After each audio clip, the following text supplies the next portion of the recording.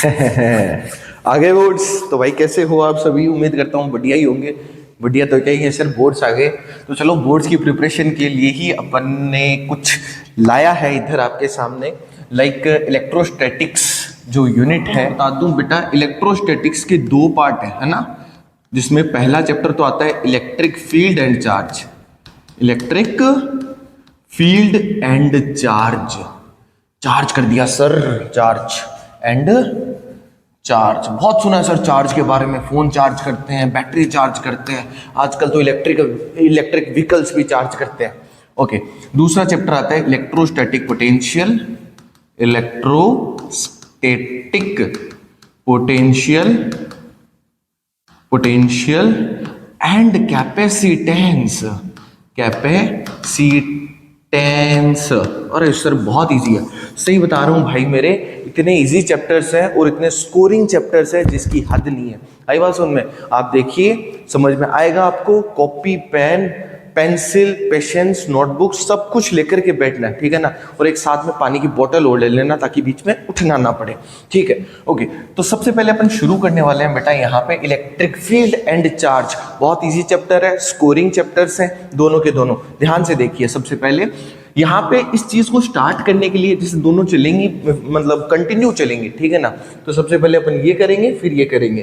तो मैं सबसे पहले तो आपको इस यूनिट का मतलब बताना चाहता हूं कि इसका मतलब क्या। इलेक्ट्रोस्टैटिक्स का मतलब है study of charge at rest. At क्या होना चाहिए बेटा? रेस्ट में चार्ज की स्टडी होनी चाहिए। उस चीज को अपन क्या बोलेंगे? इलेक्ट्रोस्टैटिक्स बोलेंगे। स्टैटिक्स का मतलब रुका हुआ, इलेक्ट्रो का मतलब like related to charge, electricity. आई बात समझ में? अब यहां पे देखते हैं नेक्स्ट। तो सर चार्ज की स्टडी रेस्ट में तो कर लेंगे, लेकिन चार्ज होता है क्या सर, ये तो बताओ कम से कम। तो बेटा जो चार्ज होता है ना आपका, CHARGE, इसके बारे में कुछ इंपॉर्टेंट पॉइंट्स लिखवाता हूं आपको मैं, ताकि आपके दिमाग में ये चीज क्लियर हो जाए कि चार्ज इस वस्तु का नाम है, इस चीज का नाम है। आई बात समझ में? ध्यान से देखिए बेटा, चार्ज का मतलब है it is a fundamental property. It is a fundamental sir, mental नहीं, फंडामेंटल। या फिर आप इसको ये भी बोल सकते हो कि सर ये इंट्रिंसिक प्रॉपर्टी होती है। Intrinsic property of any substance, कोई भी सब्सटेंस की, एनी सब्सटेंस। अरे सर स्पेलिंग का ध्यान रखो सर। सबस्टेंस होता है, सबस्टेंस नहीं, substance. by virtue of which any two charged bodies, जहां पे चार्ज होता है, चार्ज बॉडीज अट्रैक्ट्स और रिपेल्स ईच अदर, एक दूसरे को, ईच अदर जो क्या करें, एक दूसरे को अट्रैक्ट करें या रिपेल करें। लेकिन कौन सी फोर्स से भाई? इलेक्ट्रोस्टैटिक्स पढ़ रहे हैं तो इलेक्ट्रोस्टैटिक फोर्स भाई, इलेक्ट्रोस्टैटिक फोर्स। बेटा ये चैप्टर कुछ नहीं, बहुत ज्यादा अपन को रिलेट कराएगा ग्रेविटेशन वाले चैप्टर के साथ में। आई बात समझ में? अब यहाँ पे देखिए बेटा, ये चीज क्लियर हुई। अब यहाँ पे ये जो चार्ज है ये कैसी क्वांटिटी है सर? स्केलर है या वेक्टर है? सदिश है या अदिश है? स्केलर है या वेक्टर है? तो बेटा इस चार्ज की सिर्फ अपने पास क्या होती है? मैग्नीट्यूड होता है, डायरेक्शन नहीं होती। तो अपन इसको कंसिडर करके चलते हैं कि ये बेटा स्केलर है। It is a scalar quantity. आई बात समझ में? तो दो चीजें क्लियर हुई सर। एक तो चार्ज की डेफिनेशन आई समझ में, एक स्केलर क्वांटिटी है, क्योंकि इसके पास तो डायरेक्शन ही नहीं है सर। इसके पास क्या नहीं है? डायरेक्शन नहीं है। ओके बेटा, नेक्स्ट चीज आती है यहाँ पे। एक पॉइंट और अगर मैं कंसिडर करूं यहाँ पे, कि अगर चार्ज, जो बेटा चार्ज है, ठीक है, अगर वो रेस्ट में है, ठीक है ना, अगर ये रुका हुआ है, रेस्ट का मतलब सर इसकी स्पीड या वेलोसिटी क्या है? जीरो है। अगर ये रेस्ट में है रेस्ट में है, सर रुका हुआ आराम कर रहा है, थक चुका है, वो भाग भाग के थक चुका है, ठीक है ना। तो ये रुका हुआ है, आराम कर रहा है, रेस्ट में है, तो अपन बोलेंगे ये सिर्फ और सिर्फ क्या जनरेट करेगा भाई, इलेक्ट्रिक फील्ड जनरेट करेगा भाई मेरे।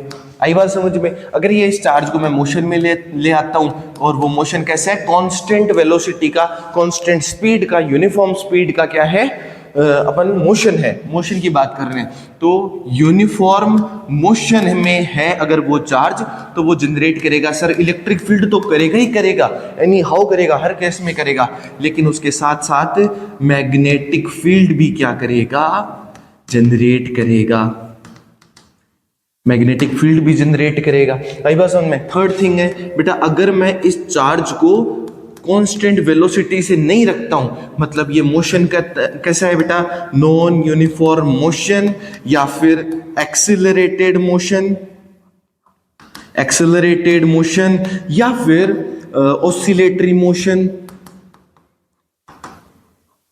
एटसेट्रा, ऐसा कोई मोशन है इसका, तो वो जनरेट करेगा बेटा चार्ज आपका ईएम वेव को, that is electromagnetic wave, electromagnetic wave. इन सभी के बेटा अपन स्टडीज अलग अलग यूनिट्स में करने वाले हैं। यहाँ पे अपन स्टडी करेंगे सिर्फ और सिर्फ इलेक्ट्रिक फील्ड की। होपफुली आपको ये बात समझ आई होगी, ठीक है बेटा। नोटबुक में पेन और पेंसिल के साथ वीडियो पॉज कर करके कंटिन्यू लिखते रहना, ठीक है ना, नोट्स बनाते रहना, ठीक है, ओके। फिर आगे देखिए बेटा, ये चीज क्लियर हुई। फिर देखिए बेटा, यहां पे आता है मेरे पास नेक्स्ट टॉपिक कि किसी भी बॉडी को चार्ज कैसे कर सकते हैं सर। सबसे पहले तो चार्ज करना होता क्या है कि अब मैं आपको समझाता हूं, तो ध्यान से देखिए। चार्ज करने का मतलब है बेटा, अगर ये बॉडी न्यूट्रल है, कैसी है, न्यूट्रल। न्यूट्रल का मतलब होता है सर जी जितने पॉजिटिव चार्ज है उतने ही क्या होंगे, नेगेटिव चार्ज होंगे, दोनों का नंबर क्या होगा भाई, बराबर होगा।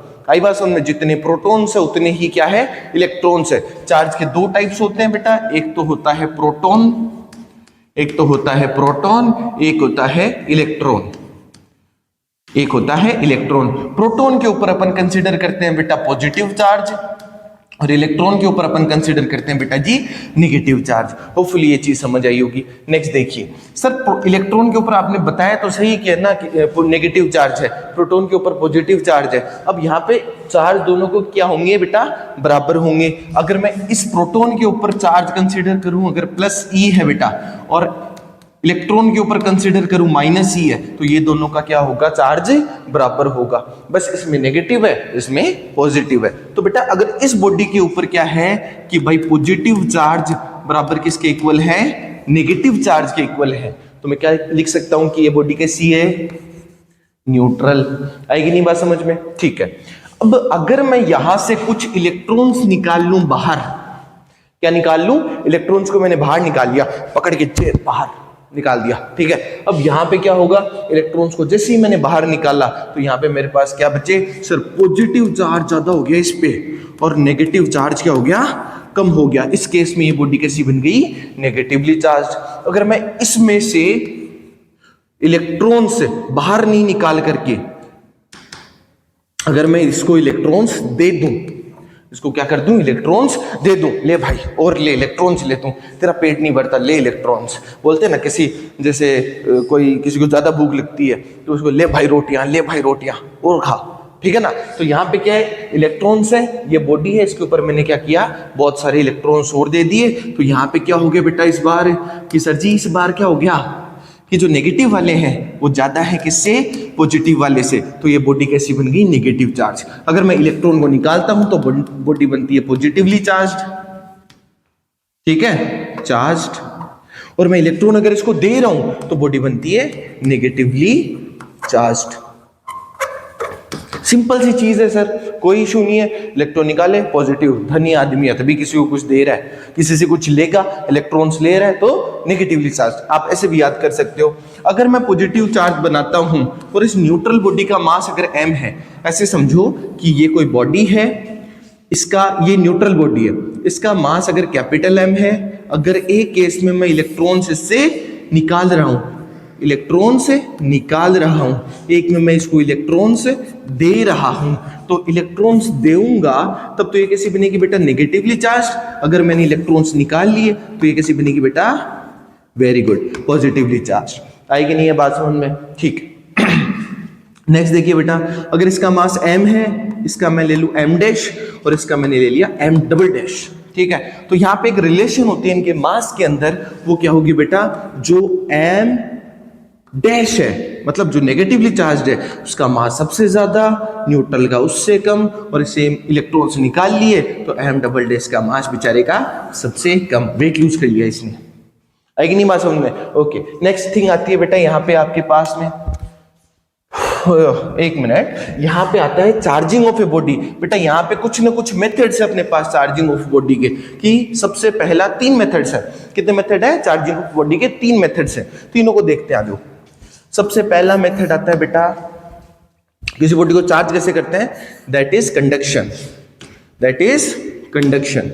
सर जी कंडक्शन तो सुना हुआ लग रहा है, कंडक्शन सुनेला लगता है कहीं पे। बेटा कुछ नहीं है, 2 बॉडीज है, एक पे चार्ज है, एक बॉडी न्यूट्रल है। आप क्या करोगे, अगर इस न्यूट्रल बॉडी को आपको चार्ज बॉडी बनाना है तब आप क्या करोगे, इन दोनों को जोड़ दोगे, डायरेक्ट ऐड कर दो या फिर टच कर दो, ठीक है ना। डायरेक्ट आपने टच किया और या फिर एक कंडक्टिंग वायर से आपने क्या करा, इसको जोड़ दिया। फॉर एग्जाम्पल एक बॉडी है, एक दूसरी बॉडी है, इन दोनों को क्या कर दिया आपने, ज्वाइन कर दिया। तब क्या होगा बेटा, कंडक्शन होगा आपका। जैसे आप फोन चार्ज करते हो, सब करते हो फोन चार्ज, ठीक है, ओके। दूसरा है बेटा फ्रिक्शन से। फ्रिक्शन से रगड़ रगड़ के चार्ज करना सर, रगड़ रगड़ के, ठीक है ना। फ्रिक्शन से चार्ज करने का मतलब है जब एक बॉडी को दूसरी बॉडी के साथ रब करते हैं, ठीक है, तो जिस पे ज्यादा है चार्ज उससे चार्ज ट्रांसफर होकर के जिसमें कम है वहां चला जाता है। ये एक कंडक्शन का टाइप है, लेकिन कंडक्शन अलग चीज होती है। और यहाँ पे क्या होता है, सॉरी, न्यूट्रल बॉडीज को भी अपन यहाँ पे चार्ज कर सकते हैं फ्रिक्शन से। आई बात समझ में? न्यूट्रल बॉडीज को भी अपन कैसे चार्ज कर सकते हैं, जब एक बॉडी को दूसरी बॉडी के ऊपर रब करते हैं तो इसके ऊपर जो एक्स्ट्रा एक्सेसिव इलेक्ट्रॉन्स है, मान लो कि इसके सरफेस के ऊपर कुछ इलेक्ट्रॉन्स होंगे, वो यहाँ से उछल के इसके ऊपर चले गए। आई बात समझ में? तो दोनों बॉडीज क्या हो गई, चार्ज हो गई।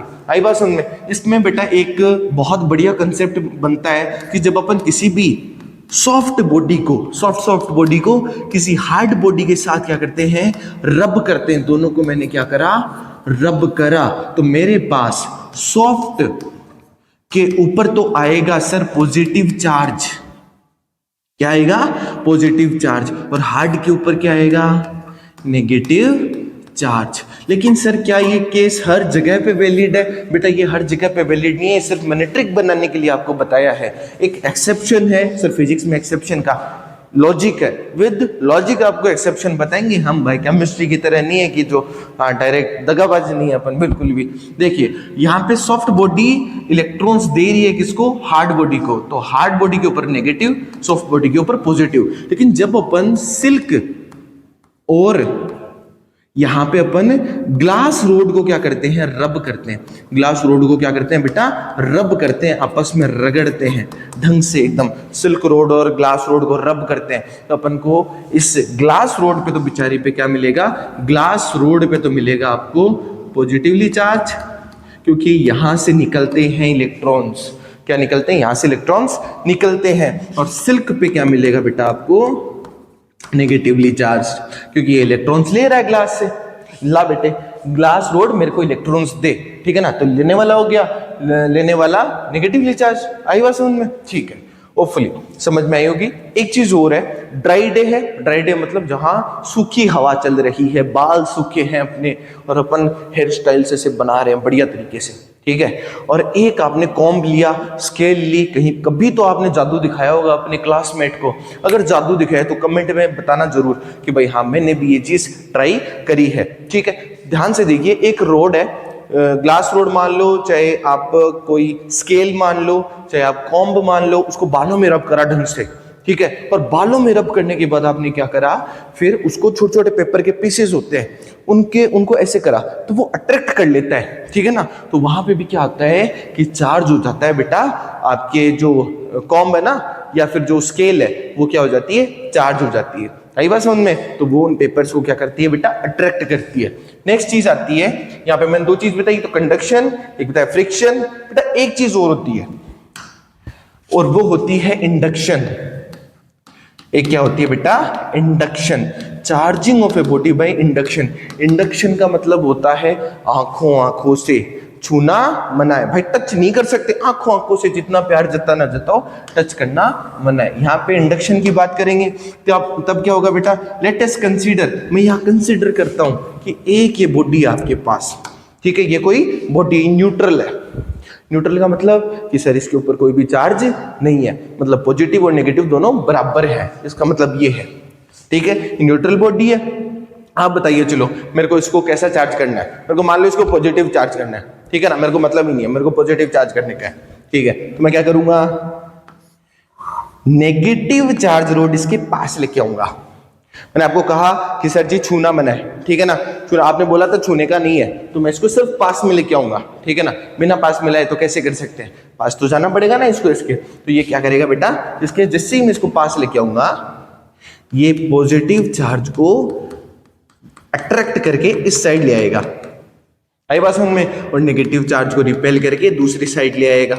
भाई साहब ये चीज तो आपको बचपन से पता है कि भाई पॉजिटिव एक दूसरे को क्या करते हैं, रिपेल करते हैं, और सेम फंडा आता है बेटा नेगेटिव और नेगेटिव के साथ में भी, आपका नेगेटिव एंड नेगेटिव के साथ में भी सेम फंडा बनता है, रिपेल करते हैं। लेकिन जब अनलाइक चार्जेस हो जाते हैं, नेगेटिव एक पॉजिटिव, भाई यूनिवर्स का लॉ है ये, अपनी कोई गलती नहीं है, कि यूनिवर्स का लॉ है कि एक चार्ज क्या करेगा, दूसरे चार्ज को अट्रैक्ट करेगा जब वो अनलाइक हो, एक दूसरे के अपोजिट नेचर के हो, आई बात समझ में, तो ये क्या करेंगे, एक दूसरे को अट्रैक्ट करेंगे, सर क्या करेंगे, अट्रैक्ट, इधर आ जा तू इधर आ, तो ये यही बोल रहे हैं कि बेटा तू इधर आ, और ये इसको बोल रहा है दूर भाग मेरे से, तो मेरे जैसा ही है, तू दूर भाग, ठीक है।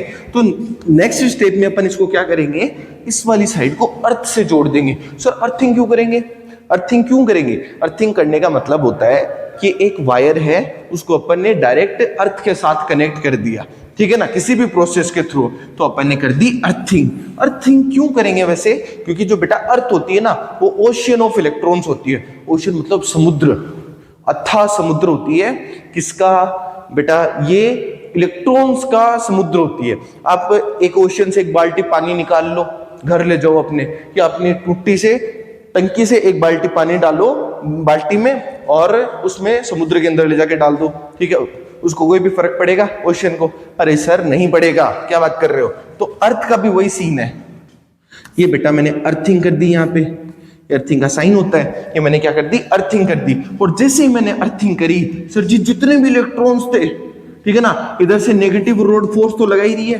तो जितने भी सर नेगेटिव चार्ज वाले आयंस थे, दैट आर इलेक्ट्रॉन्स, वो क्या कहां चले गए, अर्थ के अंदर चले गए। तो नेक्स्ट यहां पे आता है, ये अर्थिंग हो गई इसकी, तो इस साइड कौन बचे, पॉजिटिवली चार्ज्ड, ठीक है बेटा, और इन्होंने भी क्या करा, जगह छोड़ दी अपनी, तो यहां पे क्या बचा,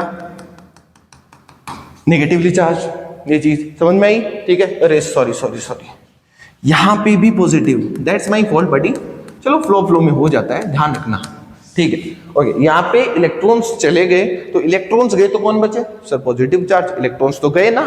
तो यहाँ पे जैसे ही अपन इसको और इसको हटाते हैं, पहले इसको हटाना एक नंबर पे, फिर इसको हटाना है, वरना तो गड़बड़ हो जाएगा। इसको जैसे ही हटाएंगे, ये पॉजिटिव नेगेटिव को वापस बुला लेंगे, आजा भाई ये चला गया है, ये जा चुका है, तुम वापस आ जाओ, ठीक है। तो अपन क्या करेंगे, सबसे पहले इसको हटाना पड़ेगा, फिर इसको ब्रेक कर देंगे, तो मेरे पास क्या हो जाएगा बेटा, ये पॉजिटिव चार्ज इस न्यूट्रल बॉडी थी जो पहले, यहां पे इक्वली स्प्रेड हो गया पूरी बॉडी के ऊपर यूनिफॉर्मली। आएगी नहीं बात समझ में, ये होता है चार्जिंग बाय इंडक्शन। हो नेक्स्ट चलता है बेटा अपना प्रॉपर्टीज ऑफ चार्ज। बेटा तीन प्रॉपर्टीज होती है चार्ज की भी। पहला होता है एडिटिव नेचर, बोले तो जोड़ दो सर, एडिटिव नेचर। बेटा अगर आपको जोड़ना आता है तो आप एडिटिव नेचर आपको पहले से आता है।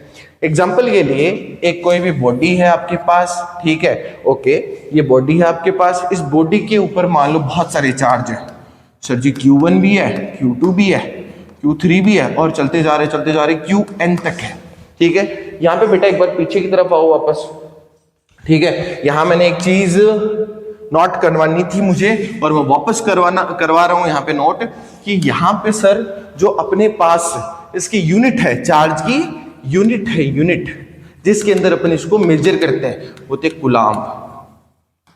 क्या होती है बेटा? कूलाम। और ये बहुत बड़ी यूनिट होती है, बहुत बड़ी। कितनी बड़ी होती है अभी आगे डिस्कस करेंगे अपन, ठीक है ना, प्रॉपर्टीज ऑफ चार्ज के अंदर जब अपन क्वांटाइजेशन पढ़ेंगे। वापस आओ, एक ये आइसोलेटेड बॉडी है।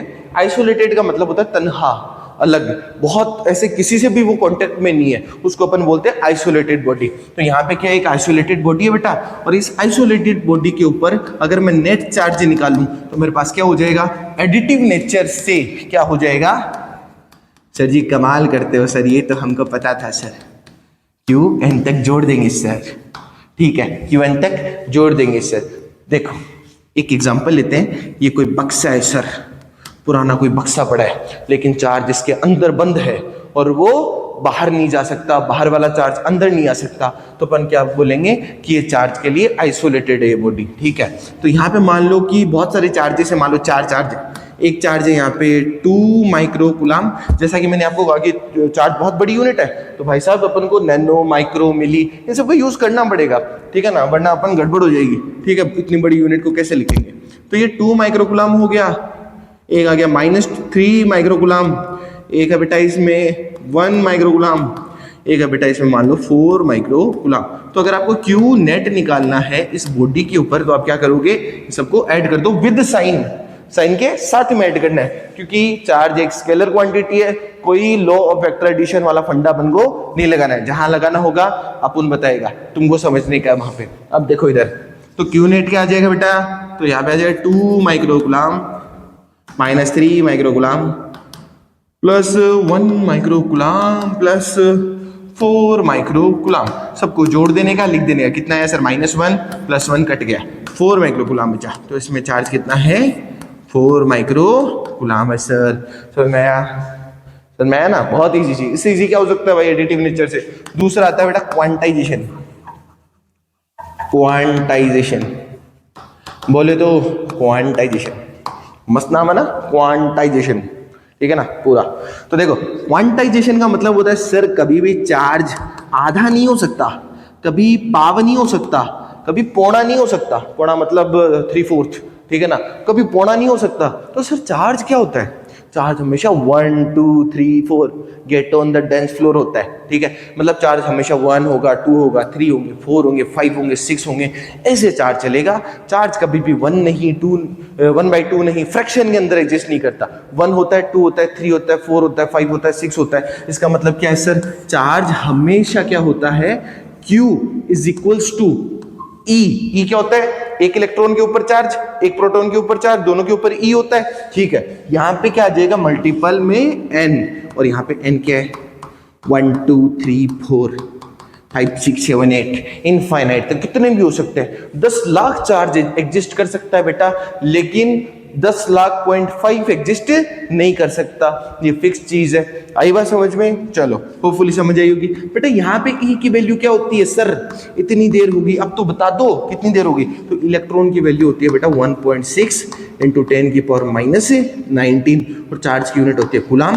तो एक, अगर मैं इलेक्ट्रॉन की बात करूं, किसकी बात करूं बेटा? यहाँ पे मैं अगर इलेक्ट्रॉन की बात करूं तो यहाँ पे इलेक्ट्रॉन के ऊपर तो चार्ज होता है बेटा -1.6 × 10⁻⁻19 कूलाम, और प्रोटॉन के ऊपर चार्ज होता है बेटे यहाँ पे क्या?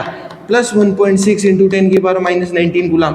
इसको मत छेड़ देना सर, गड़बड़ हो जाएगी, छेड़ना इसको है, ठीक है ना। इसके साथ छेड़छाड़ कर सकते हो तुम, ठीक है, लेकिन इसके साथ नहीं कर सकते। माइनस वाला है ना, यहाँ माइनस ही रहेगा, यहाँ इलेक्ट्रॉन के लिए यहाँ माइनस आएगा, प्रोटॉन के लिए यहाँ प्लस आएगा। दैट्स द थिंग, सिंपल सी बात है भाई मेरे, ठीक है। That is quantization of charge. फिर से बता रहा हूं, क्वांटाइजेशन का मतलब चार्ज कभी भी फ्रैक्शन में एग्जिस्ट नहीं करेगा। बोले तो हमेशा क्या रहेगा? 1 2 3 4 5 ऐसे कहीं तक भी जा सकता है। मतलब नेचुरल नंबर का इंटीग्रल मल्टीपल होता है चार्ज। नेक्स्ट क्वांटाइजेशन के बाद आता है मेरे बेटे कंजर्वेशन। क्या आता है बेटा? Conservation. Conservation of charge, charge का कंजर्वेशन, ठीक है।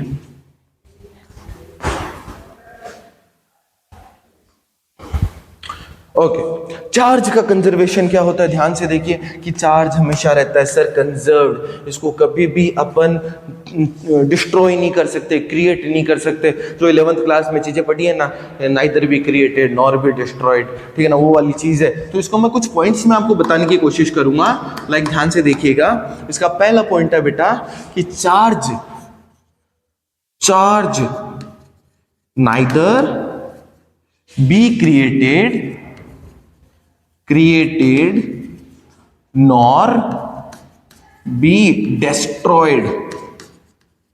कभी भी क्रिएट ही नहीं, अपन नहीं बना सकते, पहले से है, वो है, फिक्स है भाई साहब, ऊपर वाले ने बना दिया, खत्म कहानी, ठीक है ना। Neither be created nor be destroyed, destroy भी नहीं कर सकते, ऊपर वाले के हाथ में भाई, अपन कौन होते हैं, ठीक है ना। तो neither be created nor be destroyed. अगला पॉइंट आता है बेटा इट कैन ट्रांसफर, तो कुछ तो कर सकते होंगे, क्रिएट नहीं कर सकते, डिस्ट्रॉय नहीं कर सकते, तो कुछ तो करेंगे ना सर, ठीक है ना, कुछ तो छेड़छाड़ करेंगे, ठीक है। तो इट ओनली कैन ट्रांसफर, भाई ट्रांसफर हो सकता है, transfer from one two another body, एक बॉडी से दूसरी बॉडी में ट्रांसफर हो सकता है, ना कि डिस्ट्रॉय हो सकता है, ना क्रिएट हो सकता है, बस एक से दूसरी बॉडी में ट्रांसफर हो सकता है, जा सकता है सर। और अगला पॉइंट अगर मैं एक और जोड़ देता हूं सर, ठीक है ना, ताकि और अच्छे से क्लियर हो जाए। The net charge total charge मान लो, नेट चार्ज मान लो किसी आइसोलेटेड बॉडी का, ऑफ एनी आइसोलेटेड का मतलब क्या होता है, आइसोलेटेड का मतलब अलग थलग तन्हा, जो किसी के कांटेक्ट में नहीं है, ठीक है ना, ताकि दूसरा चार्ज अंदर ना आ सके, ठीक है ना, अंदर वाला बाहर जा सके। Any isolated body is always conserved, BED conserved. आई बात समझ में, ये 3 पॉइंट्स है बेटा कंजर्वेशन ऑफ चार्ज के, ठीक है। नेक्स्ट चलते हैं आगे। नेक्स्ट आता है बेटा आप सभी और हमारा फेवरेट गुलाम भाई साहब ने क्या दिया था, कूलम्ब्स लॉ दिया था। ये कूलम्ब्स लॉ क्या बोलता है उसको समझते हैं अपन ध्यान से। बेटा अगर यहाँ पे Q1 चार्ज है, यहाँ पे Q2 चार्ज है, सर प्लस माइनस का फंडा नहीं चाहिए अपन को कूलम्ब्स लॉ के अंदर, क्योंकि अपन को डिफाइन करनी है कूलम्ब्स लॉ से फोर्स बिटवीन टू चार्जेस, ठीक है ना।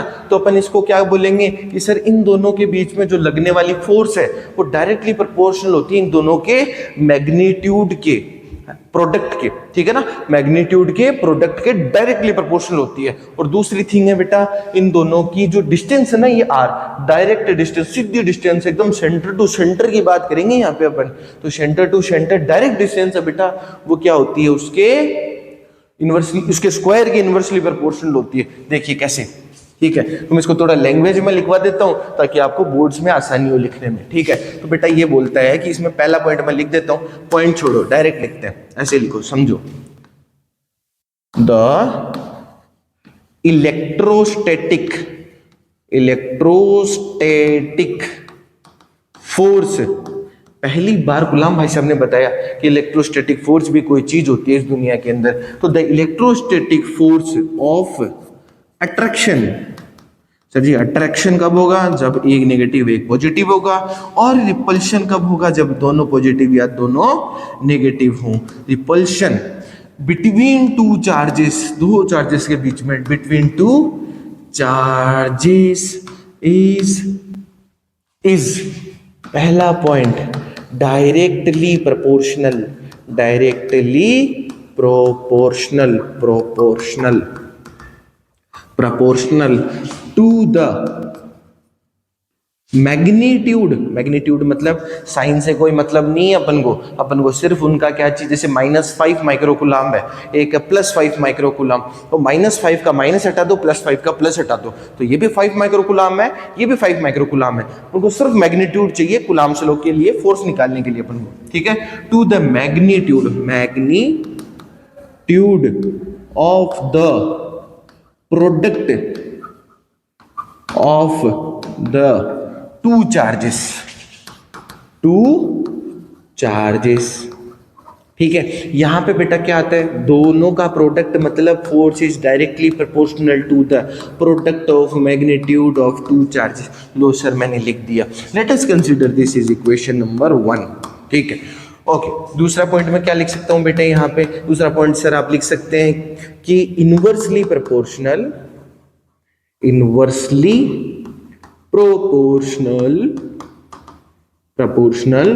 To the square of direct distance, दूरी, डायरेक्ट डिस्टेंस between them। ठीक है, तो यहाँ पे आर है, स्क्वायर करो तो proportional to inverse square. Let us consider this is equation number 2।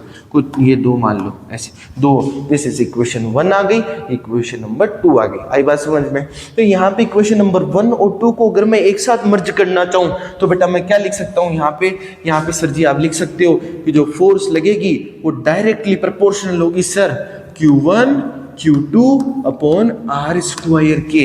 आई बात समझ में? जब प्रोपोर्शनलिटी साइन को रिलीज करते हैं बेटा जी तो अपने को क्या मिलता है, एक कांस्टेंट मिलता है। बचपन से सीखा है, प्रोपोर्शनलिटी साइन को रिलीज करते हैं तो अपन को क्या मिलेगा, एक कांस्टेंट मिलेगा, और कांस्टेंट अपॉन में ये स्क्वायर। तो यहाँ पे जो बेटा एक कांस्टेंट होता है इसको आप बोल सकते हो electrostatic force constant. Electrostatic force constant. Sir ji constant है तो इसकी कोई वैल्यू भी बता दो। बेटा इसकी कोई फिक्स वैल्यू बताना चाहूँ तो इसकी एक फिक्स वैल्यू होती है 1/4 pi epsilon naught which is equals to 9 × 10⁹ और इसकी यूनिट में भी आपको निकालना सिखाऊंगा। आई बात समझ में? जो कि 1 मार्क के अंदर बहुत इंपॉर्टेंट क्वेश्चन बनता है आपके बोर्ड्स के अंदर। तो यहाँ पे बनता है बेटा। और नेक्स्ट चीज यहाँ भी जो एप्सिलॉन नॉट है इसके बारे में भी अपन स्टडी करेंगे। ठीक है ना? तो सबसे पहले देखिए एप्सिलॉन नॉट क्या होता है, इसको अपन बोलते हैं परमिटिविटी। अरे सर कितना हैवी नाम है, परमिटिविटी। अरे मैं तो थक गया भाई साहब इतने बड़े नाम को बोलते बोलते। परमिटिविटी, लेकिन परमिटिविटी क्या है ध्यान से सुनना कि भाई 2 चार्जेस हैं। लेट अस कंसीडर ये 2 चार्जेस हैं आपके पास। इन दोनों चार्जेस को मैंने सबसे पहले कहाँ रखा, वैक्यूम के अंदर। वैक्यूम में रख दो चाहे एयर के अंदर रख दो, ज्यादा डिफरेंस नहीं होता, तो आप कहीं पे भी रख दो। मैंने वैक्यूम में रख दिया। वैक्यूम का मतलब जहां हवा भी नहीं है। ठीक है, तो मैंने जैसे उनको वैक्यूम में रखा उनके बीच में कुछ ना कुछ फोर्स थी सर। अब मैंने उनको उठा करके मान लो कि वाटर के अंदर डिप कर दिया। याद रखना चार्ज सेम है, उनके बीच में डिस्टेंस सेम है, उनको मैंने बिल्कुल भी नहीं हिलाया। अभी वैक्यूम में वाटर के अंदर डिप कर दिया तो फोर्स क्या हुई, चेंज। मैंने वाटर से निकाला, ऑयल में डिप कर दिया। ठीक है ना, ऑयल में डिप कर दिया। अब ऑयल में डिप करने के बाद फिर से फोर्स चेंज हो गई। मतलब ऐसी क्या चीज है सिर्फ दुनिया में जो फोर्स को चेंज कर रही है उन दोनों चार्जेस के बीच में, विचारों के बीच में? तो वो है बेटा वहां का जो मीडियम की जो प्रॉपर्टी होती है, जो डिफाइन करती है कि उन दोनों के बीच में कितनी फोर्स लगनी है, उसको अपन बोलते हैं परमिटिविटी। लेकिन यहां पे अपन ने क्या लिया है, नोट लगाया है। इस नोट का मतलब क्या होता है, परमिटिविटी तो है लेकिन ऑफ वैक्यूम। वैक्यूम या फ्री स्पेस। फ्री स्पेस का मतलब जहां कुछ नहीं है, वैक्यूम और free space. Permittivity of vacuum क्या है बेटा, यहाँ पे एप्सिलॉन नॉट। इसकी एक डायरेक्ट वैल्यू होती है दैट इज 8.85 इंटू 10⁻⁻12। इसकी भी यूनिट बता दूंगा, देखो अभी लगे हाथ ही, ध्यान से देखना। होपफुली आपको ये चीज समझ आ रही होगी। ठीक है बेटा, नहीं आ रही ना तो कोई रास्ता नहीं है, समझो वापस से इसको रिवाइंड करो, वीडियो को वापस स्टार्ट हो जाओ। ठीक है, ध्यान से देखिए, अगर आ रही है तो वेल एंड गुड, आप बहुत अच्छा कर रहे हो। ठीक है, अब यहाँ पे देखिए बेटा, मैं यहाँ पे सबसे पहले के की यूनिट निकालने के लिए यहां से कुछ ना कुछ करता हूं। ध्यान से देखिए, तो F इक्वल टू ये वैल्यू है आपके पास। ठीक है, तो यहां से अगर मुझे K की यूनिट चाहिए तो K इक्वल्स टू क्या जाएगा sir, F upon into R square upon में क्या आ गया, Q1 इंटू Q2। मुझे चाहिए K, बाकी सबको उधर भेजा, एक बचा है यहाँ पे कौन, K इक्वल्स टू फोर्स की यूनिट क्या होती है सर, न्यूटन। सर न्यूटन होती है, गलत बात, न्यूटन नहीं बोलते, न्यूटन बोलते हैं। ठीक है, तो R square that is distance मतलब मीटर, तो मीटर का स्क्वायर अपॉन में कुलाम इंटू कुलाम। सर जी क्या बोलते हो, कुलाम स्क्वायर होगा, इतना तो हमको भी पता है बचपन से। न्यूटन, ठीक है, डायमेंशन भी बता दूं लगे हाथ, चलो यहां तो लिख देते हैं न्यूटन मीटर स्क्वायर पर कुलाम स्क्वायर। होपफुली समझ में आई बात, ठीक है ना। दिमाग के पेचकस मतलब पेचकस डाल के स्क्रू टाइट करो, अच्छे से समझो इस चीज को, ठीक है। अब मैं इसकी डायमेंशन निकालने की कोशिश करता हूँ। तो बेटा यहाँ पे डायमेंशन निकल के आएगी आपकी, ये है आपके पास न्यूटन, ठीक है, ओके फाइन। यहाँ पे देखिए न्यूटन है, तो m1 L1 T-2 बेटा F इक्वल टू m से मैंने इसकी डायमेंशन निकाली है यहाँ पे, और इनटू में क्या आ गया यहाँ पे metre square, that is L का स्क्वायर अपॉन में कुलाम स्क्वायर। कुलाम की डायमेंशन होती है बेटा 80, याद कर लेना, निकली कैसे, करंट इलेक्ट्रिसिटी में बता दूंगा, चलो बता देंगे उधर, ठीक है। अब यहाँ पे आप डायरेक्ट याद कर लो Q इक्वल्स टू 80 होता है, तो यहाँ पे क्या क्या बेटा, इन सबको सोल्व करने पे अपने पास K की डायमेंशनल फॉर्मूला मिल जाएगा। तो K का डायमेंशनल फॉर्मूला क्या हो जाएगा, यहाँ पे पटक दो यहाँ पे उठा के M को, ठीक है। L1 है 3 है तो L3 रख दो सर, T-2 ऊपर गया, ये बेटा 80, अरे रे सर स्क्वायर भी तो है बेटा, स्क्वायर लगाना क्यों भूल जाते हो सर हम तो इतना आप भूले हो, अरे यार चलता है, थोड़ा बहुत भूल जाते कभी कभी, ठीक है। तो ये ऊपर चला गया, टी स्क्वायर ऊपर गया तो T-2 पहले से था बेटा, T+2 ऊपर गया तो T-2 T-2 T-4 base same power add, into में क्या हो जाएगा बेटा L तो हो गया सर, क्या बात कर रहे हो, और बचा a स्क्वायर, बचा एम्पियर का स्क्वायर मतलब करंट का आ गया ये, तो a-2 ये आ गया बेटा आपका K की डायमेंशन, ठीक है। एप्सिलॉन नॉट की डायमेंशन भी आ जाएगी। ध्यान से देखिए, आपको पता है कि भाई K इक्वल्स टू क्या होता है, 1/4 पाई एप्सिलॉन नॉट होता है, पता है ये चीज आपको, वेरी गुड।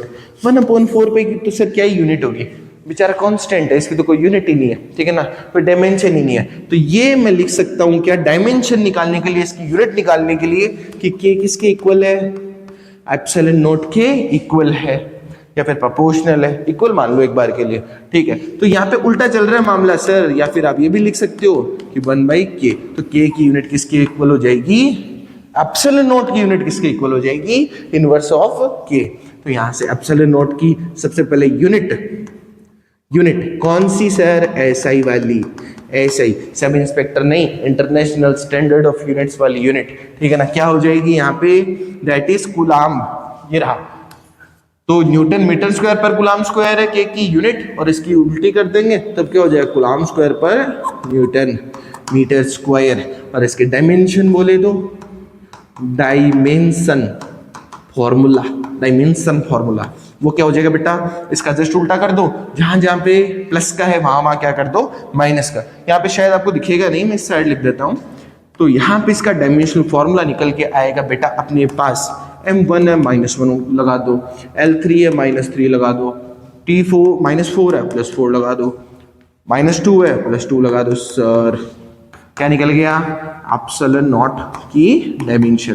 बेटा अगर यहाँ पे नॉट हट जाए तो, अगर मैं सिर्फ एप्सिलॉन लिखूं तो, मतलब अगर मैं यहाँ पे नॉट लगा रहा हूँ वैक्यूम के लिए, परमिटिविटी ऑफ वैक्यूम के लिए, परमिटिविटी ऑफ फ्री स्पेस के लिए, अगर मैं नॉट लगा दूं तो उसका मतलब क्या है, उसका मतलब है परमिटिविटी ऑफ मीडियम, और मीडियम की भी सेम डायमेंशन होगी, तो आप इसको एप्सिलॉन नॉट लगाओ चाहे एप्सिलॉन लिखो, बात एक ही है।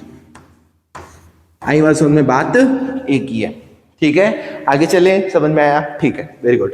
नेक्स्ट चीज है अपने पास क्या थी, हाँ टॉपिक पे चलते हैं next, relative density and relative permittivity. जैसा कि मैंने आपको कहा, दो चार्जेस है बेटा आपके पास, ये दो चार्ज है, इनको सबसे पहले अपन ने कहाँ रखा, वैक्यूम में। चलो चार्ज बना ही लेते हैं इसी बात पे, ठीक है।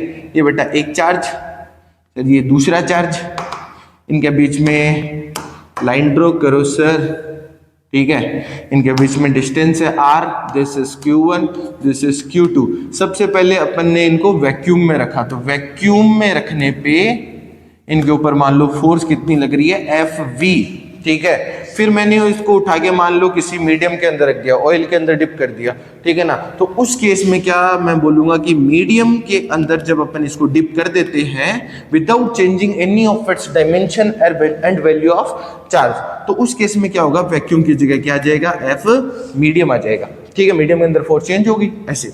तो रिलेटिव परमिटिविटी या फिर सॉरी हाँ रिलेटिव परमिटिविटी, अरे रिलेटिव डेंसिटी लिख दिया भाई, स्लाइड बनाई तब गड़बड़ हुआ है, ठीक है। तो यहाँ पे अपन लिखेंगे नॉट रिलेटिव डेंसिटी, यहाँ पर लिखते हैं डाइलेक्ट्रिक कांस्टेंट।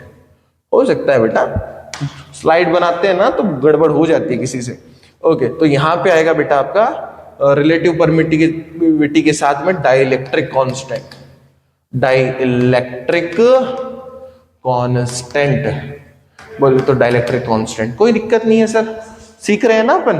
तो डाइलेक्ट्रिक कांस्टेंट और रिलेटिव परमिटिविटी एक ही की मूल्य है, ठीक है ना। तो यहाँ पे क्या एप्सिलॉन आर लिख दो चाहे कापा लिख दो, पापा नहीं बेटा कापा, ठीक है ना, कापा, इसको कापा बोलते हैं, KAPPA, कप्पा, कापा जो भी है। तो एप्सिलॉन आर लिख दो चाहे कापा लिख दो, एक ही बात है, ठीक है। ये हो जाएगा सर फोर्स वैक्यूम में कितनी लग रही है, फोर्स मीडियम में कितनी लग रही है, चलो इसको डिफाइन करके भी देख लेते हैं। तो वैक्यूम में कितनी लगेगी बेटा, दैट इज कुलाम्स लॉ से 4 pi epsilon not into Q1 Q2 upon R square. और मीडियम में कितनी लगेगी सर, 1/4 पाई एप्सिलॉन नॉट है, मीडियम के लिए एप्सिलॉन लगा दूं मैं, Q1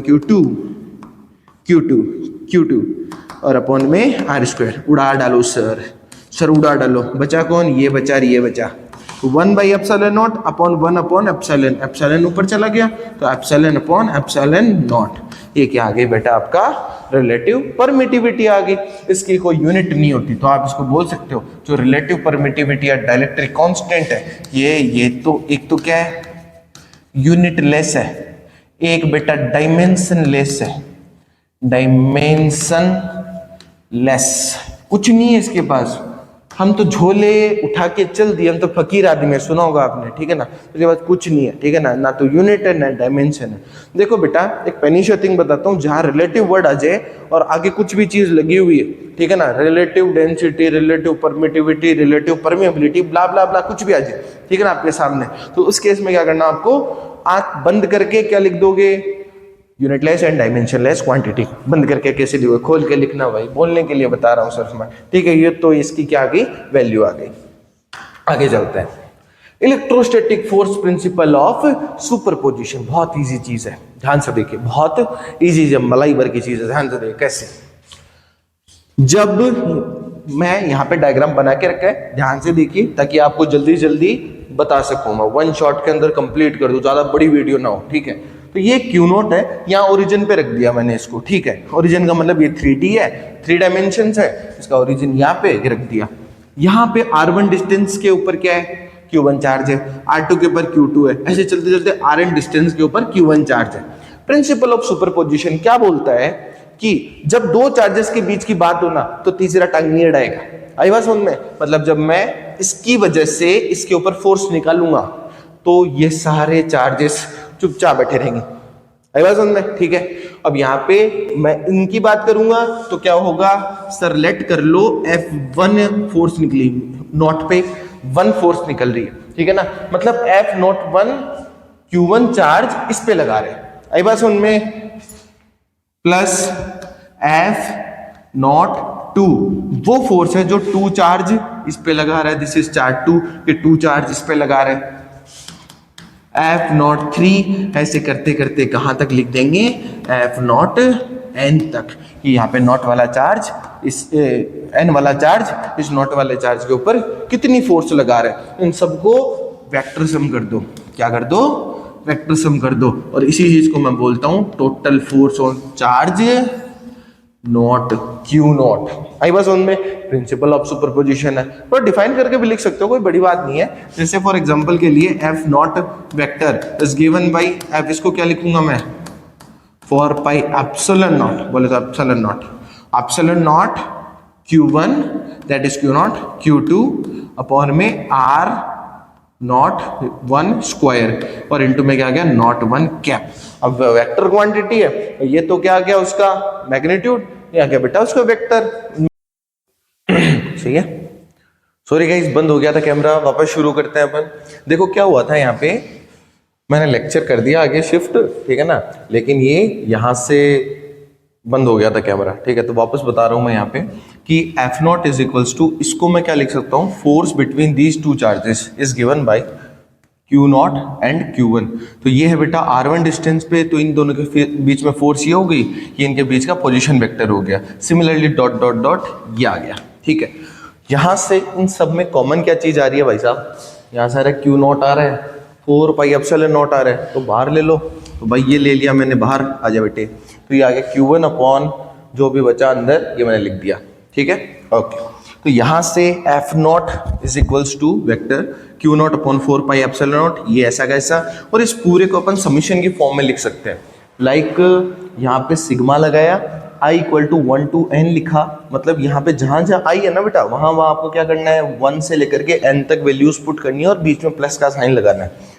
यहाँ पे मैंने जैसे qi लिखा तो यहाँ पे 1 अपॉन 1, यहाँ पे 1 प्लस 2 लिखा तो 2 2 2 ऐसे चलता जाएगा n तक। आई बात समझ में?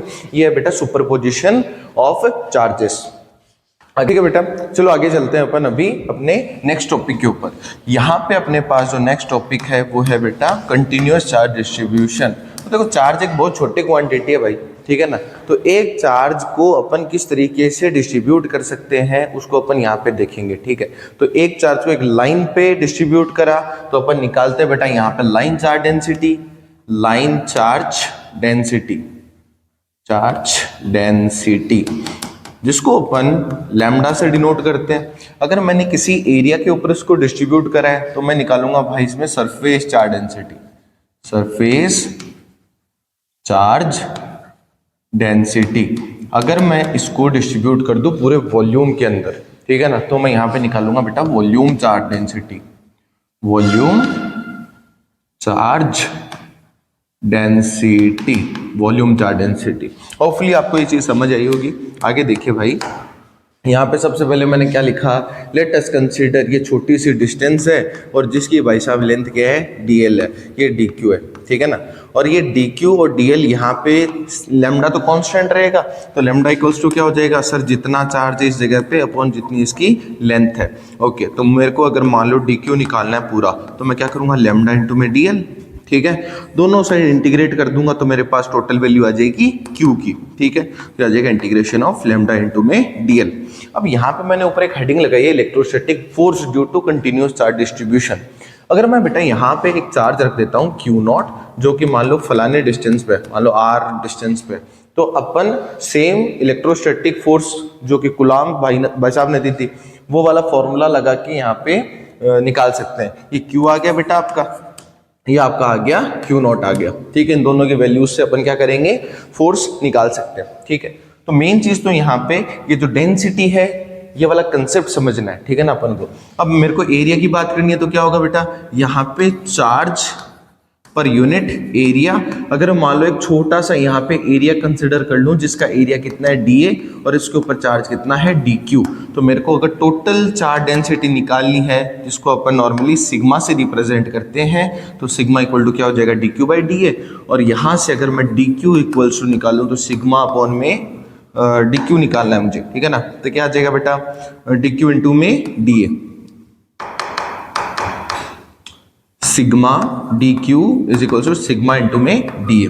टोटल वैल्यू के लिए इंटीग्रेट कर दूंगा तो चार्ज इक्वल्स टू क्या आ जाएगा भाई, सिग्मा इंटू में dA का इंटीग्रेशन।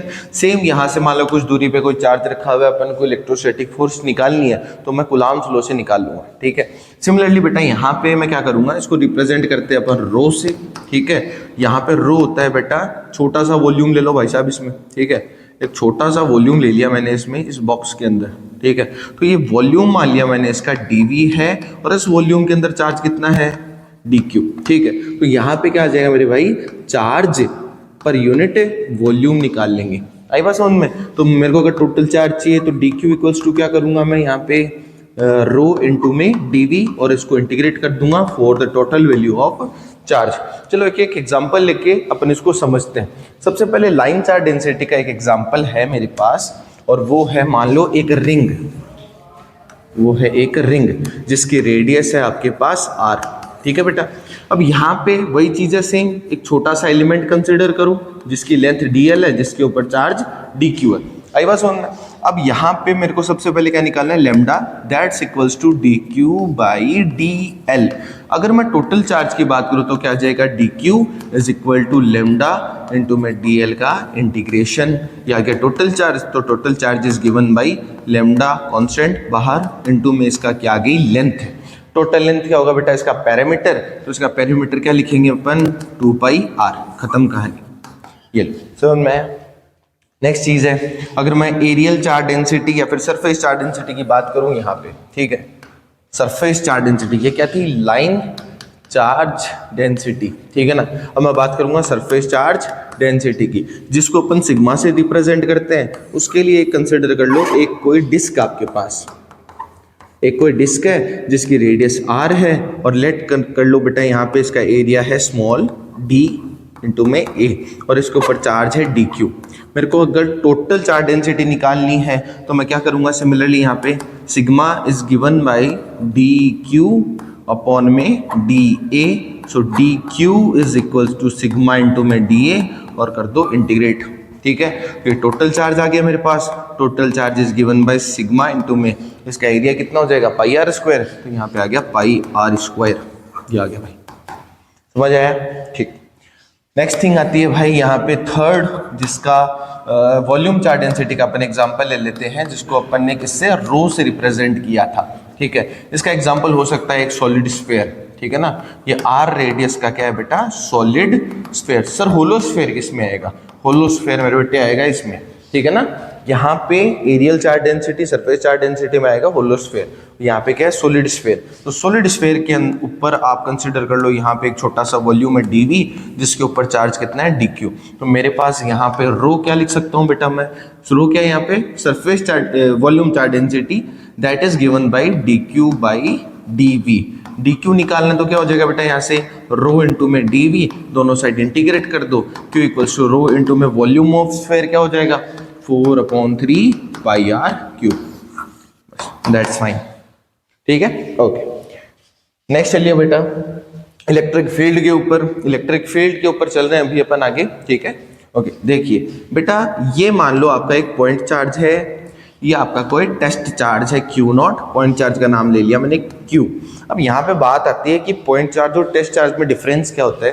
टेस्ट चार्ज का मतलब होता है जिसको अपन हिला डुला सकते हैं, बड़ा छोटा सा चार्ज है और कोई नहीं है। अब यहाँ पे क्या है, ये चार्ज जो है ये बहुत बड़ा होगा, ठीक है ना, इसकी साइज बहुत बड़ी है इसके कंपेरिजन में, तो इसका फील्ड होगा कुछ ना कुछ। ये फिजिक्स का गुंडा है तो इसका क्या होगा, कुछ ना कुछ एरिया होगा, ठीक है ना। गुंडे का क्या होता है भाई, डोन का एरिया होता है ना, उस हिसाब से क्या होगा, इसका भी कुछ ना कुछ एरिया होगा।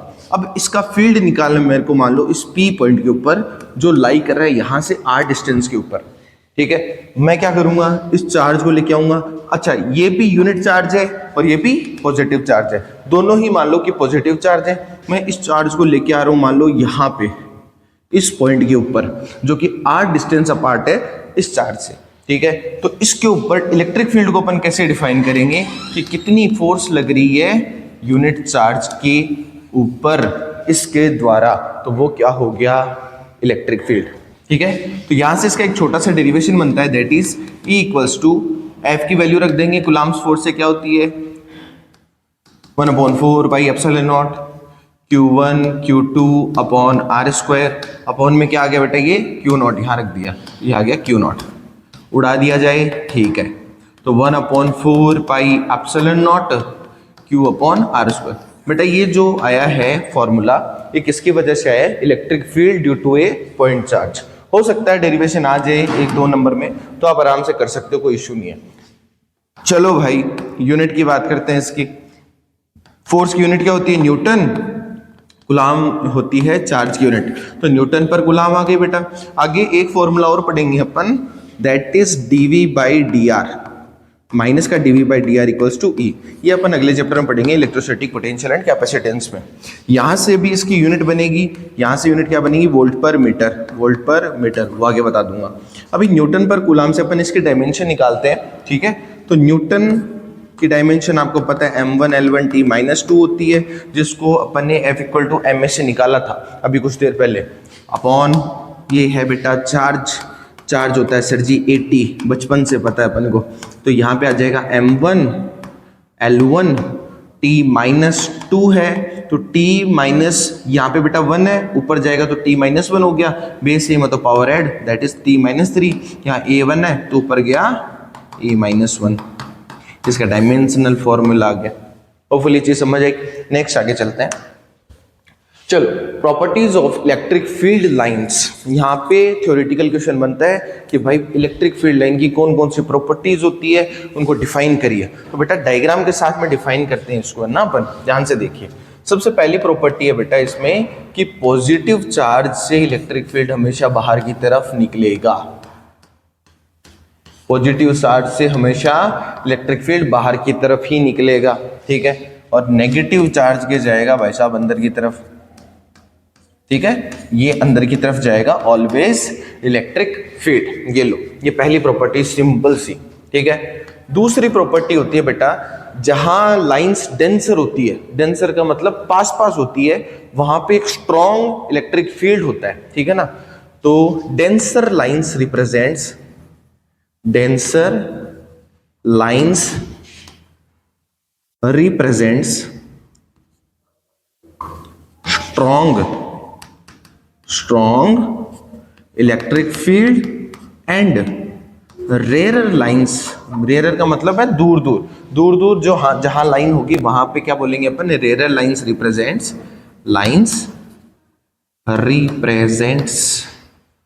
a weaker electric field, hopefully ये चीज समझ में आई। अब इसको थोड़ा डायग्रामेटिकली भी समझा देता हूं मैं। लाइक ये कोई भी नेगेटिव चार्ज था, ये पॉजिटिव चार्ज है, कोई सा भी उठा लो, ये उठा लिया मैंने। यहाँ पे बेटा यहाँ देखोगे जैसे जैसे ये दूर जाएगा ना, इन इसके और इसके बीच में स्पेस बढ़ता जाएगा, इसका मतलब यहाँ पे इसकी डेंसिटी कम होगी, तो अपन क्या बोलेंगे, ये रेयर है, ये डेंसर वाला एरिया। मैंने इस एरिया को ए नाम दे दिया और इस एरिया को बी नाम दे दिया, तो यहाँ पे इलेक्ट्रिक फील्ड कहाँ पे ज्यादा होगा, ए पे, बी से ज्यादा होगा। आई बस समझ में, सिंपल सी बात है। थर्ड चीज है बेटा, अगर मैं एक डाइपोल की वजह से इलेक्ट्रिक फील्ड लाइन बनाऊं, ठीक है, तो कैसे बनेगी, यहां से यहां पहुंचेगी, यहां से यहां पहुंचेगी, यहां से यहां पहुंचेगी, ठीक है, जा रही है बेटा, वापस थोड़ी आ रही है, नहीं आ रही ना, तो अपन क्या बोलेंगे कि electric field lines never forms a closed loop, कभी भी क्लोज लूप नहीं बनाती। सर बना तो रही है, यहां से गई फिर ये क्लोज लूप, नहीं बेटा, क्लोज लूप का मतलब होता है कि जाना भी है और वापस भी आना है, ये डायरेक्शन होनी चाहिए क्लोज लूप की, जो कि कभी भी इलेक्ट्रिक फील्ड लाइन नहीं बनाती। कौन बनाता है, मैग्नेटिक फील्ड लाइंस, वो अभी अपन आगे देखेंगे। चलो समझ में आई चीज, ठीक है। एक दो और देख लेते हैं, जैसे इसका हो सकता है कि electric field lines never crosses each other,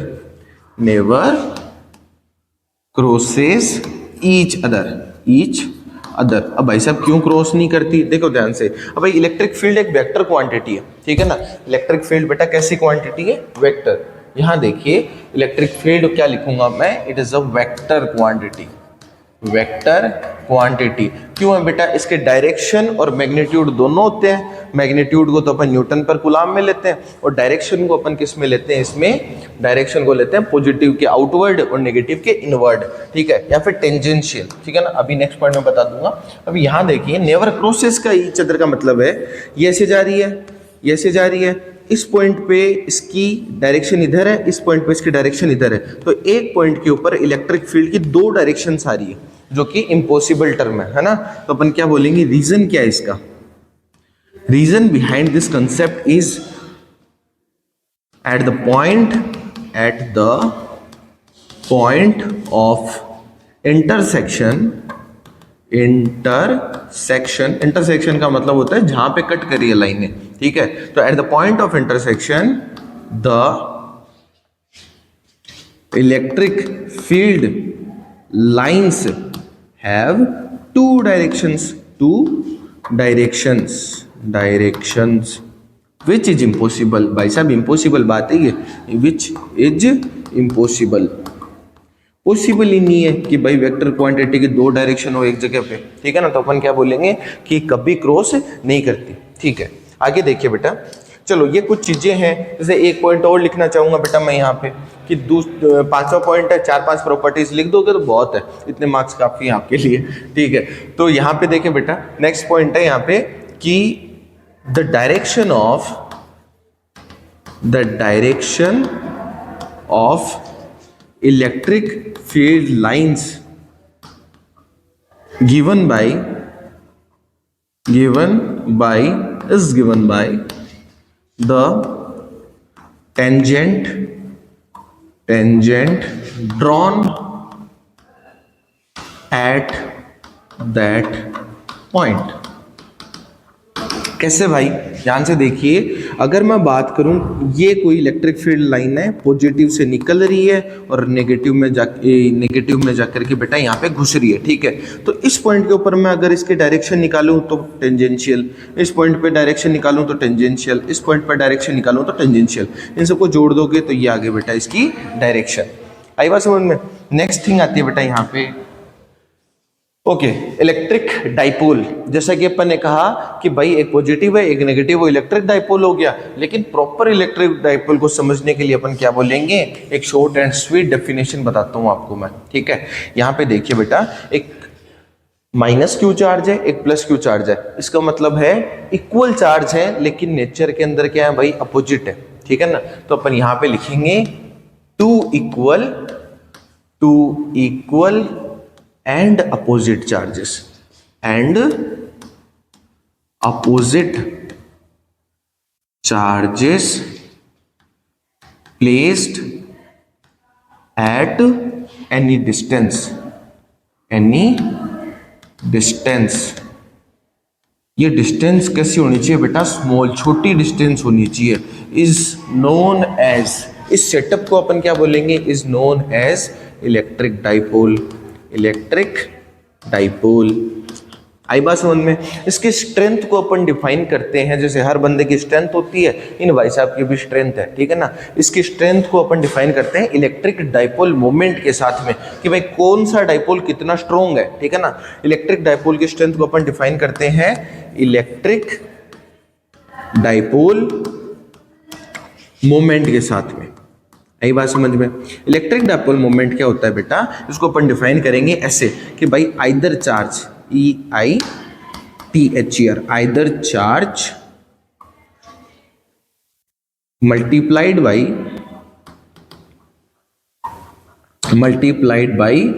the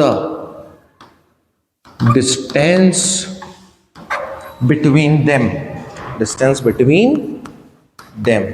आई बात समझ में। अब यहाँ पे डिस्टेंस कितनी है, 2a, और आइदर चार्ज मतलब या तो ये उठा लो ये उठा लो। साइन के साथ नहीं खेलना अपन को बिल्कुल भी, अपन को सिर्फ इसका मैग्नीट्यूड देखना। मैग्नीट्यूड दोनों का सेम है, तो अपन को क्या करना है, P इज इक्वल्स टू, बेटा ये जो इलेक्ट्रिक डाइपोल मोमेंट है ये P से डिनोट होता है। और सेकेंड थिंग आती है, एक ये वेक्टर क्वांटिटी होती है, इसकी भी क्या होती है, ये क्या होती है, वेक्टर क्वांटिटी। इसकी कोई डायरेक्शन फिक्स होती है।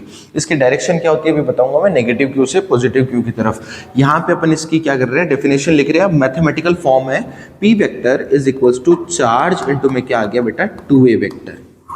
आई बात समझ में। अगला पॉइंट बेटा आप इसका लिख सकते हो कि direction of electric dipole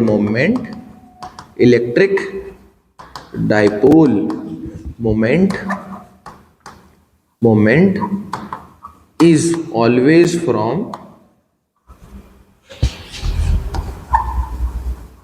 negative to positive charge, मतलब opposite to electric field. Electric field की डायरेक्शन हमेशा पॉजिटिव क्यू से नेगेटिव क्यू की तरफ होगी, लेकिन डाइपोल मोमेंट की डायरेक्शन क्या होगी बेटा जी, हमेशा माइनस क्यू से प्लस क्यू की तरफ होगी। ये कुछ पॉइंट्स थे, और एक फाइनल पॉइंट मैं इसका लिखना चाहूंगा बेटा, इसकी यूनिट। सबसे बेटा पहले इसकी यूनिट देखते हैं। चार्ज की होती है कूलाम इनटू, ये क्या है बेटा, लेंथ की होती है मीटर, ठीक है। तो coulomb into metre. Dimensional formula भी देखते हैं बेटा इसका। देखो डायमेंशनल फॉर्मूला क्या हो जाएगा, कूलाम का तो आपको बताया हुआ है 80, और मीटर लेंथ होती है, तो दिस इज L।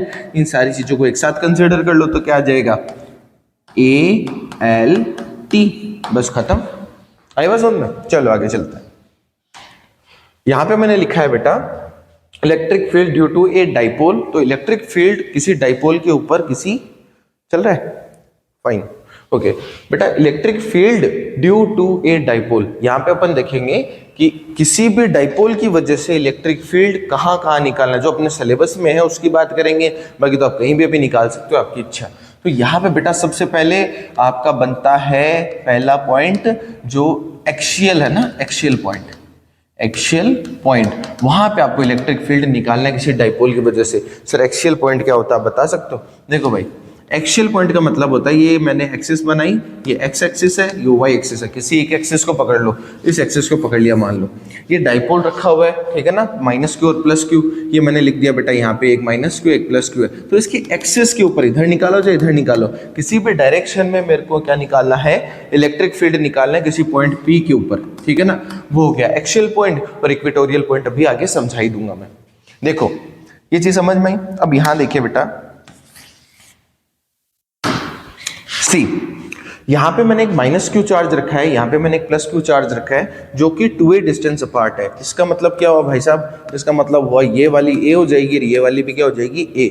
यहां सेंटर से इस P पॉइंट तक की डिस्टेंस क्या है r, जहां पे अपन को इलेक्ट्रिक फील्ड निकालना है। बेटा मोस्ट इंपॉर्टेंट क्वेश्चन बनता है, वेरी इंपॉर्टेंट, और इस साल के लिए तो मान लो कि भाई तुम्हारा पेनिशिया क्वेश्चन है भाई, आएगा ही आएगा, ठीक है ना, बहुत इंपॉर्टेंट क्वेश्चन, ध्यान से देखिए। अब यहाँ पे मैं लिखता हूँ सबसे पहले कि मेरे को अगर P पॉइंट के ऊपर इलेक्ट्रिक फील्ड निकालना है तो वो क्या होगा बेटा, vector sum of minus Q की वजह से इलेक्ट्रिक फील्ड प्लस क्यू की वजह से इलेक्ट्रिक फील्ड ही आ जाएगा।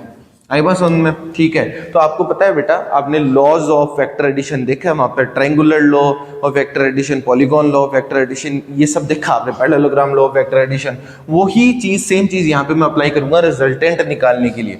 अगर मैं यहाँ पे डायरेक्शन की बात करूं तो इस पॉइंट के ऊपर नेगेटिव की वजह से तो अंदर की तरफ आएगा और पॉजिटिव की वजह से बाहर की तरफ जाएगा इलेक्ट्रिक फील्ड। तो इन दोनों के बीच में एंगल कितना हो गया भाई, 180 डिग्री, ठीक है। अब आगे सॉल्व करते हैं इसको। सर जी इसका मैग्नीट्यूड निकालना है ना अपन को, तो मैग्नीट्यूड लगाया मैंने, इक्वल टू क्या हो जाएगा, माइनस क्यू का स्क्वायर ई प्लस क्यू का square plus 2e minus Q E plus Q into में कॉस थीटा। ये मैंने रिजल्टेंट का फॉर्मूला लगा दिया, ठीक है ना, जो अपन ने vector laws of vector addition में वेक्टर्स में अपन पढ़ते हैं। सिंपल सा फॉर्मूला है, सिंपल सा फंड है। तो यहाँ पे देखिए मैं वैल्यू पुट कर देता हूँ cos 180 डिग्री की, और cos 180 डिग्री की वैल्यू क्या होती है, -1, राइट। तो यहाँ पे मैं वैल्यू पुट करता हूँ तो क्या आ जाएगा बेटा, under root E minus Q का square plus E plus Q का स्क्वायर माइनस का 2e minus Q E plus Q, जो कि फॉर्मूला बनता है बेटा e minus Q minus E plus Q का होल स्क्वायर। ये फॉर्मूला बन गया। होल स्क्वायर से अंडर रूट को मैं उड़ा दूं तो मेरे पास क्या बचेगा यहाँ पे, e minus Q minus E plus Q, और ये आ गया बेटा आपके इक्वल में e माइनस क्यू की वैल्यू क्या होती है यहाँ पे 1/4 पाई एप्सिलॉन नॉट। चलो इसको नेक्स्ट अपन पेज में देखते हैं ताकि ज्यादा अपन को स्पेस मिल सके, ठीक है। लेकिन अपन को डायग्राम भी चाहिए होगा भाई, तो इधर ही देख लो एक बार। तो यहाँ देखो, यहाँ से बता रहा हूँ आगे। यहाँ देखिए भाई, अगर मैं बात करूँ नेट की तो electric field at point P is given by 1/4 pi epsilon naught. ये माइनस क्यू की वैल्यू लिख रहा हूँ, मतलब माइनस क्यू की वजह से इस पॉइंट के ऊपर इलेक्ट्रिक फील्ड कितना होगा, ठीक है। तो फॉर्मूला वही है, रिश्ता वही है बेटा, सोच नहीं है खाली। 1/4 पाई एप्सिलॉन नॉट, यहाँ आ जाएगा Q1 Q2 upon R square, Q upon R square, that is the formula. तो Q क्या है बेटा यहाँ पे, Q upon R square. R क्या आ जाएगा बेटा यहाँ पे, distance between this and this. तो बेटा अगर मैं R में A ऐड कर दूं तो ये टोटल डिस्टेंस मिल गई, तो आ गया R प्लस A का स्क्वायर। यहां देखो भाई, मैंने प्लस क्यू लिखा है, माइनस क्यू नहीं लिखा। ये प्लस माइनस इलेक्ट्रिक फील्ड की डायरेक्शंस को ही तो बताते हैं, और मैंने डायरेक्शन यहां से इस फॉर्मूले से वेक्टर से निकाल लिए पहले। आई बात समझ में, ये थीटा आ गया, थीटा से इनकी डायरेक्शन निकाल ली, तो डायरेक्शन का लोचा यहाँ पे नहीं है, अपन डायरेक्ट भी कर सकते हैं। तो यहाँ पे क्या आ जाएगा बेटा, प्लस से, नॉट प्लस यार, माइनस, यहाँ आ जाएगा 1/4 pi epsilon naught Q upon में, यहां मैं प्लस Q की वजह से यहाँ पे निकालूंगा, तो ये पूरी में से ये माइनस कर दूं, तो R में से अगर A माइनस करूंगा तो मेरे पास distance between this positive charge and this P point मिल जाएगी, ठीक है। तो अगेन बेटा इनको ऐड करेंगे, कुछ कॉमन आ रहा है उनको ले लो बाहर, आ जाओ, ये लो बाहर आ गया, ठीक है। और ब्रैकेट में क्या बचा बेटे मेरे पास, 1/r प्लस A का square minus 1/r minus A का स्क्वायर। इसको सॉल्व करते हैं, अपना आंसर अपने सामने होगा। ध्यान से देखिए, आगे करते हैं। देखिए बेटा, अब यहां पे आता है अपने पास, क्या था लास्ट स्लाइड में, E at point P is given by Q/4 pi epsilon not.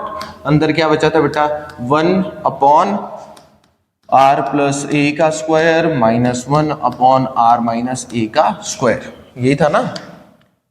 Okay, पहले प्लस था उसके बाद माइनस था, कोई बात नहीं, एक ही बात है। तो यहां पे आ जाएगा ई P is given by Q by 4 pi epsilon not. यहाँ क्या आ जाएगा बेटा, ये इसको सॉल्व कर लो, तो ये इधर, तो आर माइनस ए का स्क्वायर, माइनस का साइन आर प्लस ए का स्क्वायर, और यहाँ आ जाएगा बेटा R plus A R minus A, और इन दोनों का स्क्वायर था तो मैंने एक साथ लगा दिया स्क्वायर। होपफुली ये चीज समझ आई होगी आपको, ठीक है।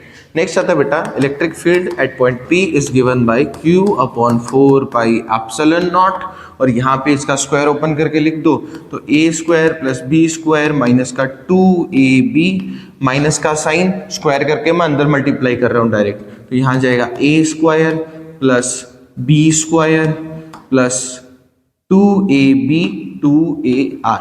तो यहाँ से कुछ कैंसिल आउट हो रहा है भाई साहब, ये दोनों उड़ चुके हैं, ठीक है। तो ये क्या आ जाएगा आपके पास, अच्छा a plus B, A minus B को क्या लिख सकता हूं मैं, A square minus B square, तो that's why A square minus B square की पावर 2। चलो सॉल्व करके लिखते हैं इसको थोड़ा। E P is given by Q upon 4 pi epsilon naught, और यहाँ पे क्या आ जाएगा बेटा, माइनस का 2ar प्लस का 2 माइनस का 2ar, तो ये कितना गया, माइनस का 4ar, और अपॉन में क्या लिख दूं मैं यहाँ पे, R square minus A square की पावर 2, ये चीज आ गई, equals to Q upon 4 pi epsilon naught. बेटा अब यहाँ पे मैं थोड़ा सा समझाना चाहूंगा वापस, क्या मैं 4 को 2a लिख सकता हूँ, 2 इंटू 2a लिख सकता हूँ, ठीक है ना। तो यहाँ पे एक चीज बनेगी मेरे पास, q इंटू में 2a is equals to p, ठीक है ना। ये वाली चीज मैं यहाँ पे पुट कर दूं तो मेरे पास क्या मिलेगा, electric field at point p is given by q upon 1/4 pi epsilon not, क्योंकि Q को तो मैंने 2a के साथ मल्टीप्लाई करके P लिख दिया, ठीक है। तो यहाँ पे क्या बनेगा मेरे पास, दैट इज माइनस के साइन के साथ में 2 इंटू में P इंटू में R अपॉन में R square minus A square की पावर 2, ये चीज है, सिंपल सी चीज बन गई। तो यहाँ पे चलो आगे चलते हैं। देखिए बेटा अभी इसी स्लाइड पे कंप्लीट कर लेते हैं क्योंकि कंप्लीट होने ही वाला है। तो EP is given by 1/4 pi epsilon not. चलो ये चीज आ गई समझ में। अब यहाँ पे अपन एक चीज करेंगे कि लाइक अगर A is very very less then R, so it can be neglected, ठीक है। सो A can be neglected.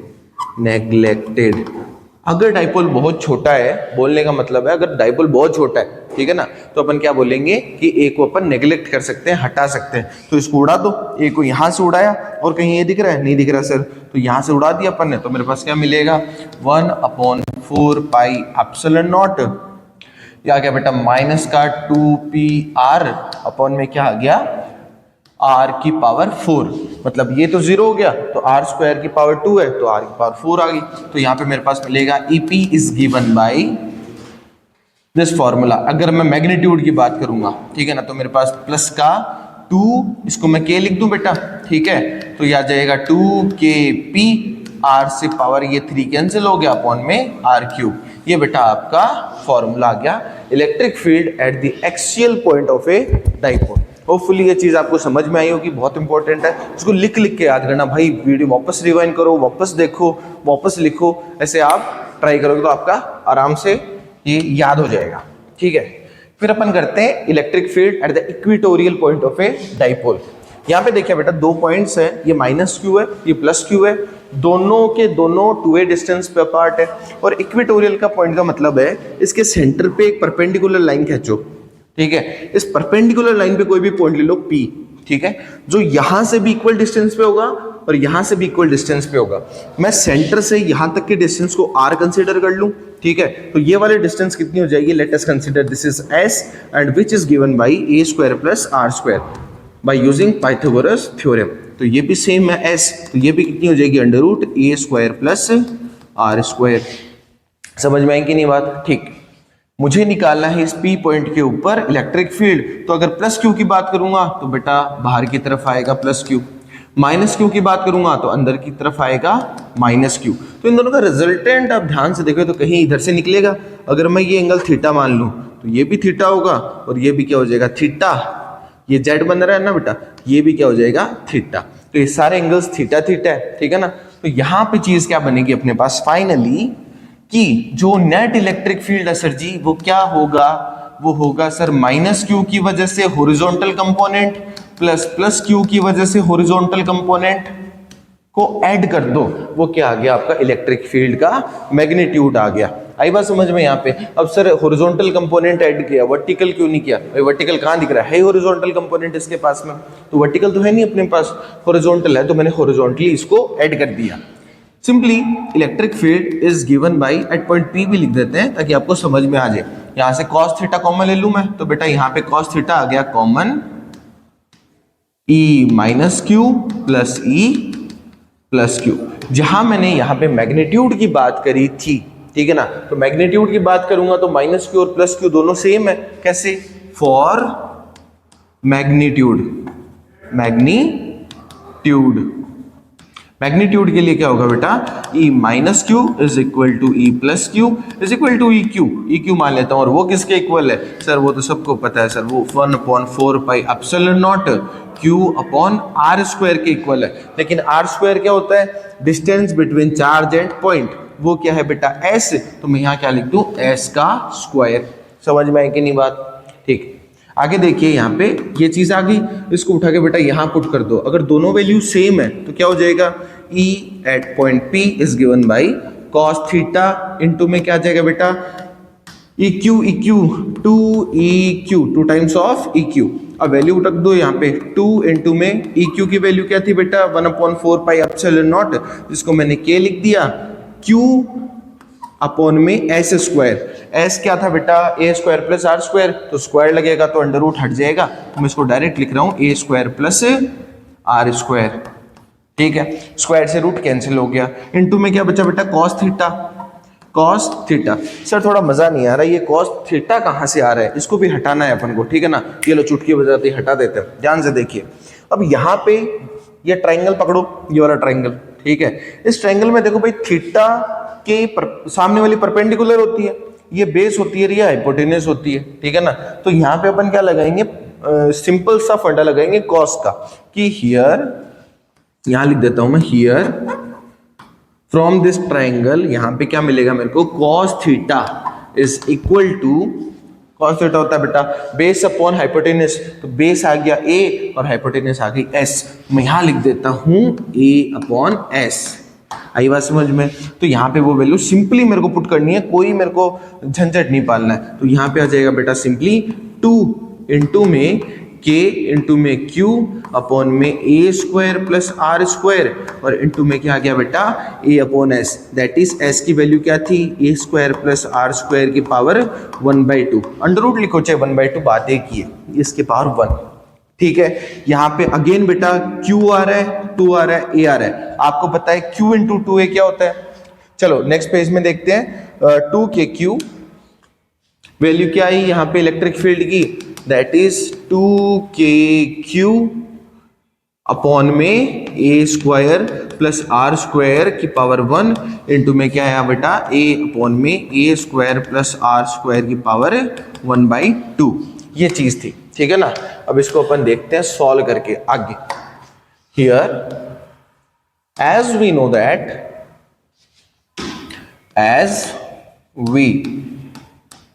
that यहां से q इंटू में 2a क्या होता है, that is dipole moment, so E is equals to k p लिख दिया मैंने q टू a की जगह पे, ठीक है ना, p लिख दिया, अपॉन में क्या आ गया बेटा, यहाँ पे देखो दोनों को मल्टीप्लाई करना है तो बेस सेम है तो पावर ऐड होगी, तो a square plus r square की पावर 1 प्लस 1/2 क्या हो गया बेटा 3/2, सिंपल सी बात है, ठीक है।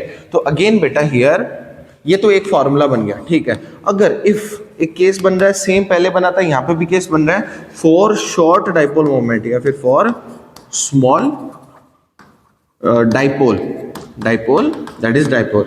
तो फॉर स्मॉल डाइपोल क्या हो जाएगा, A is very very less than R, so it can be neglected, so A can be neglected. इसको अपन गायब कर सकते हैं, ठीक है। तो इसको जैसे ही गायब करूंगा मैं, मेरे पास क्या मिलेगा, E इज इक्वल्स टू के पी अपॉन में आर स्क्वायर की पावर 3/2, 2 से 2 कट गया, तो यहाँ पे मिल गया मेरे पास फाइनल आंसर के पी अपॉन में आर क्यूब, और बेटा ये किसके इक्वल आ गया, electric field at point P के equal. This is equatorial point से डाइपोल।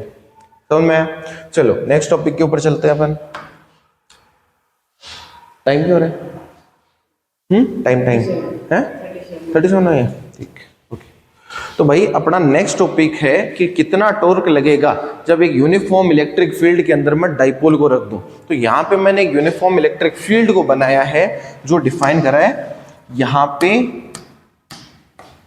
एक यूनिफॉर्म इलेक्ट्रिक फील्ड, ये लाइंस हो गई, ये इसको मैंने ई लिख दिया है। यहाँ पे एक डाइपोल है बेटा, अब ये डाइपोल मैंने पकड़ के, मान लो यहाँ था, ठीक है ना, यहां से पकड़ के मैंने उठा के यहां रख दिया, तो मेरे को कुछ वर्क डन करना पड़ेगा, मेरे को काम करना पड़ेगा, और जितना मैं काम करना पड़ेगा मुझे वो एनर्जी के अंदर स्टोर हो गया, लेकिन मुझे टॉर्क लगाना कितना पड़ेगा, ठीक है ना, वो यहाँ पे निकालेंगे अपन। इसको घुमाने के लिए कितना टॉर्क लगाना पड़ेगा, ठीक है ना, वर्क करने के लिए मेरे को फोर्स लगानी पड़ेगी, एंगल के अंदर फोर्स लग रही है तो क्या लगता है, टॉर्क लगता है, तो यहाँ पे अपन लगाएंगे टॉर्क।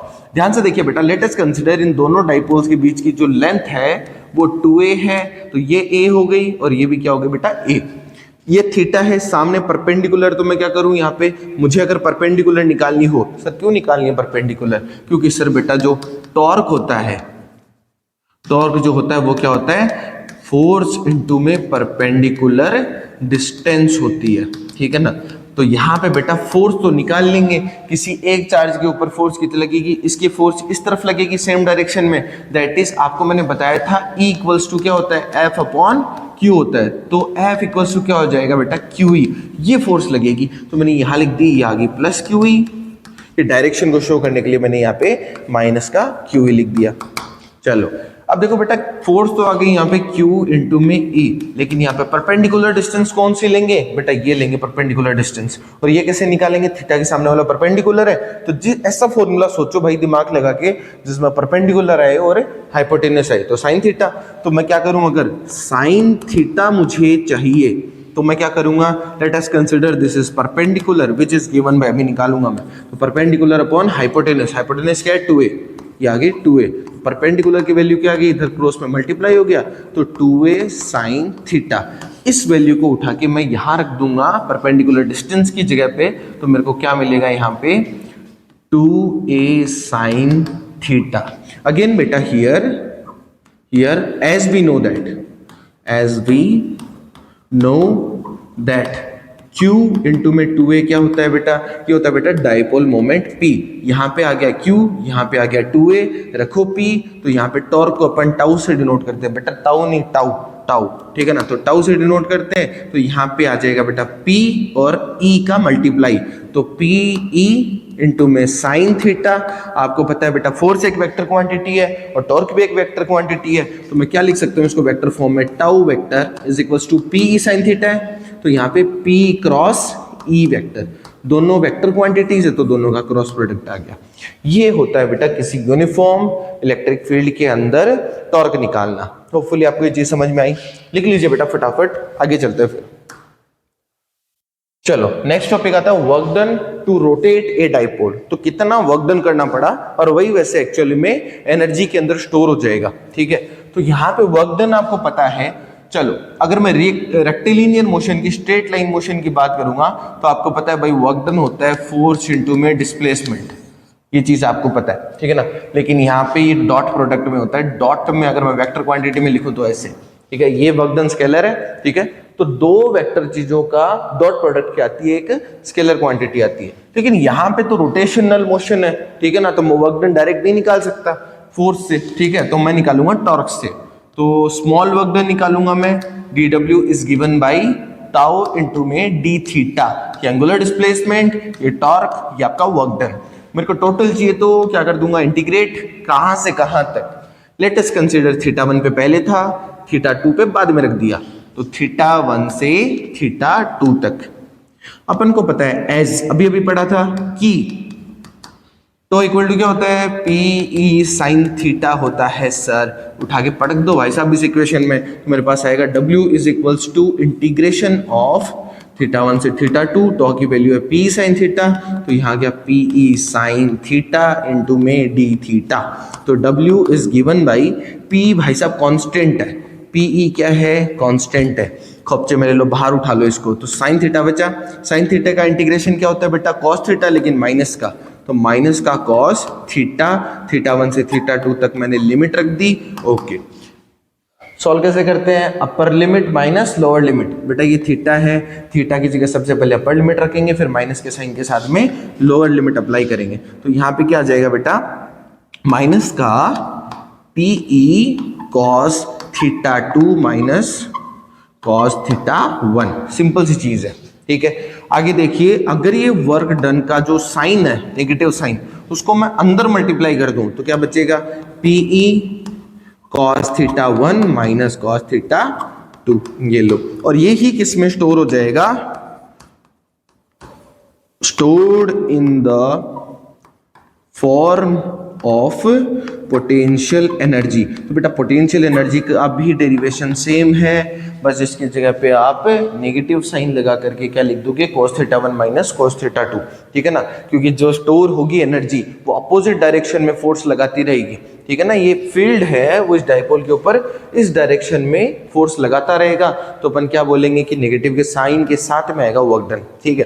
तो ये वैसे वर्क डन का फॉर्मूला हो गया, अगर नेगेटिव साइन के साथ में लेंगे तो ये पोटेंशियल एनर्जी का फॉर्मूला हो गया। तो यहाँ पे अगर मैं U लिखूं, दिस इज पोटेंशियल एनर्जी, तो यहाँ पे क्या आ जाएगा, U is equals to PE, that is minus का cos theta 1 minus cos theta 2, simple सी चीज है। चलो एक छोटा सा क्वेश्चन करते हैं, यहाँ पे क्वेश्चन नहीं है, केस एक्चुअल में, ठीक है ना।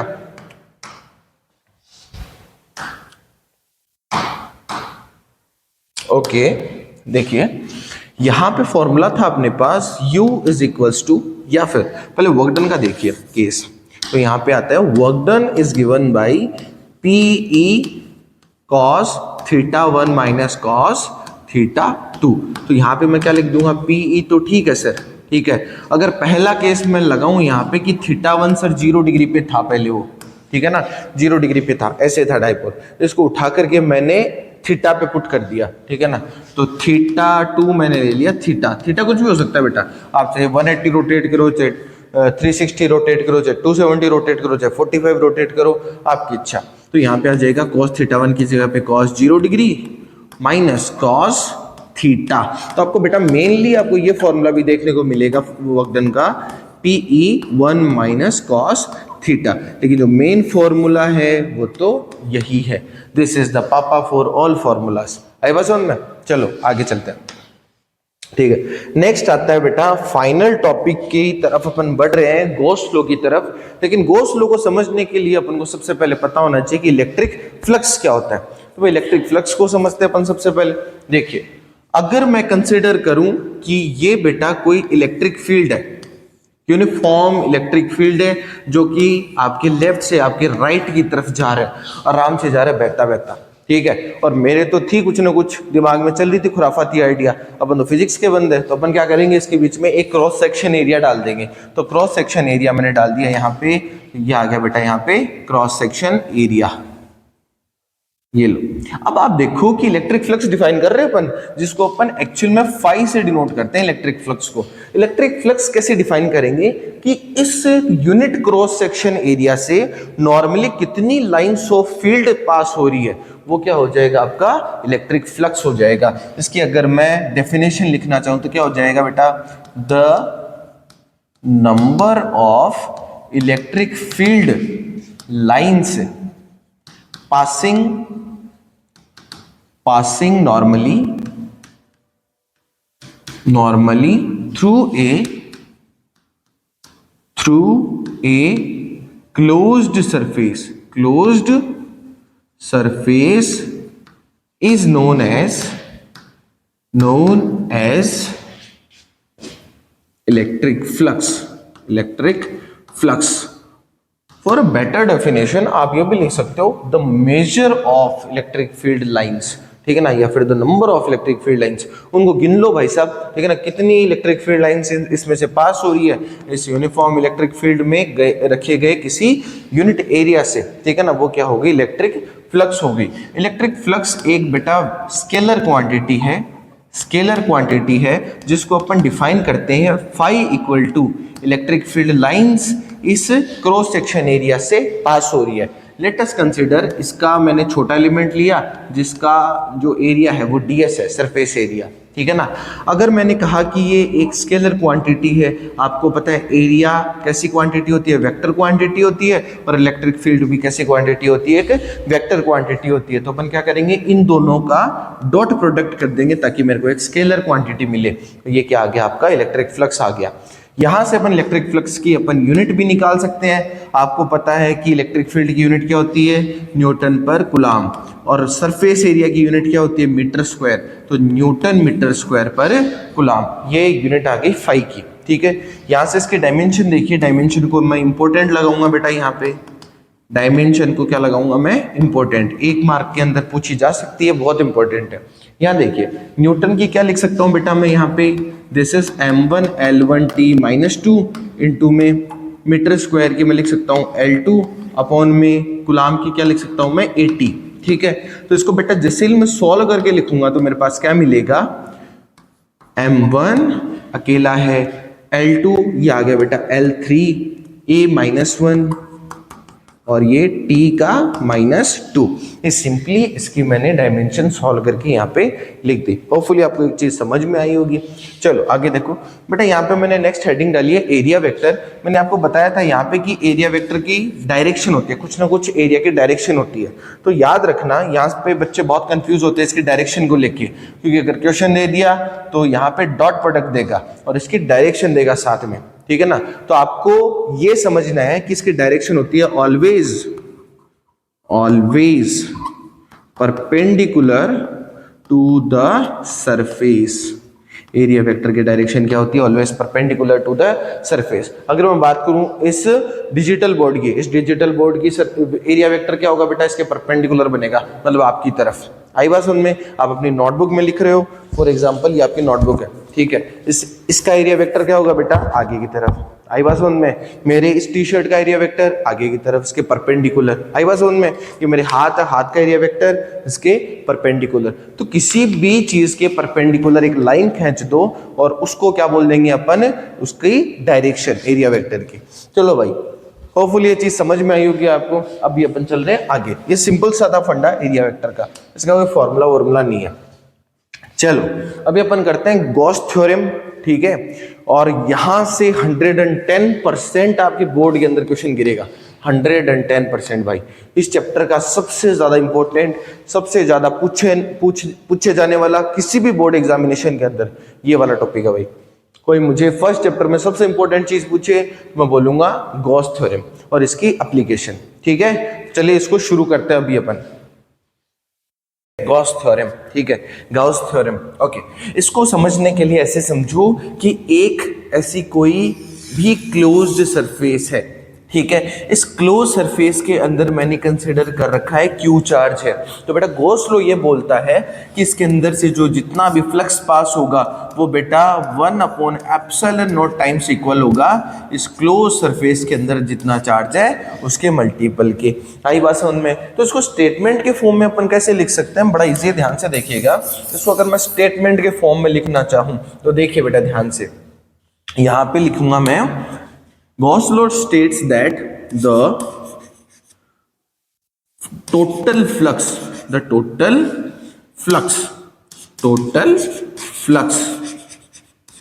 through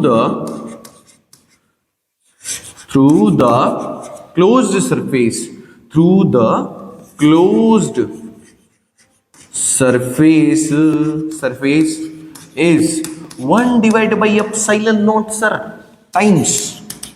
टाइम्स किसके, टाइम्स सर चार्ज के, times total charge sir ji, total charge enclosed by the closed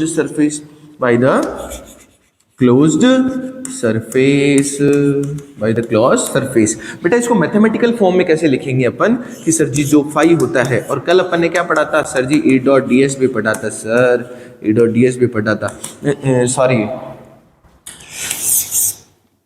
और अभी कुछ देर पहले अपन ने ये भी तो पढ़ा था बेटा कि जो फ्लक्स होता है वो ई डॉट डी एस होता है, और अभी जो पढ़ा वो क्या है, Q divide by epsilon not है। तो ये चीज आ गई इसकी मैथमेटिकल फॉर्म। ओके, नीचे मैंने लिख रखा है बेटा यहाँ पे कि गॉसियन सरफेस क्या होती है। ठीक है, तो बेटा गॉसियन सरफेस का मतलब है यहाँ पे कि एक की एनी हाइपोथेटिकल सरफेस, कोई भी एक hypothetical ideal surface, identical surface, कुछ मान लो ऐसे, एनी हाइपोथेटिकल इमेजिनरी, जिनको सिर्फ सोच विचार में एक्चुअल में दिखती नहीं है, ऐसी कोई सरफेस अपन को दिखेगी नहीं। ठीक है, देखो एनी हाइपोथेटिकल सरफेस, हाइपोथेटिकल, ऐसे हिप्पोपोटेमस वाला सा वर्ड है ना, इतना बड़ा सा, ठीक है ना, हाइपोथेटिकल कुछ नहीं, इमेजिनरी है इसका मतलब, hypothetical surface, surface that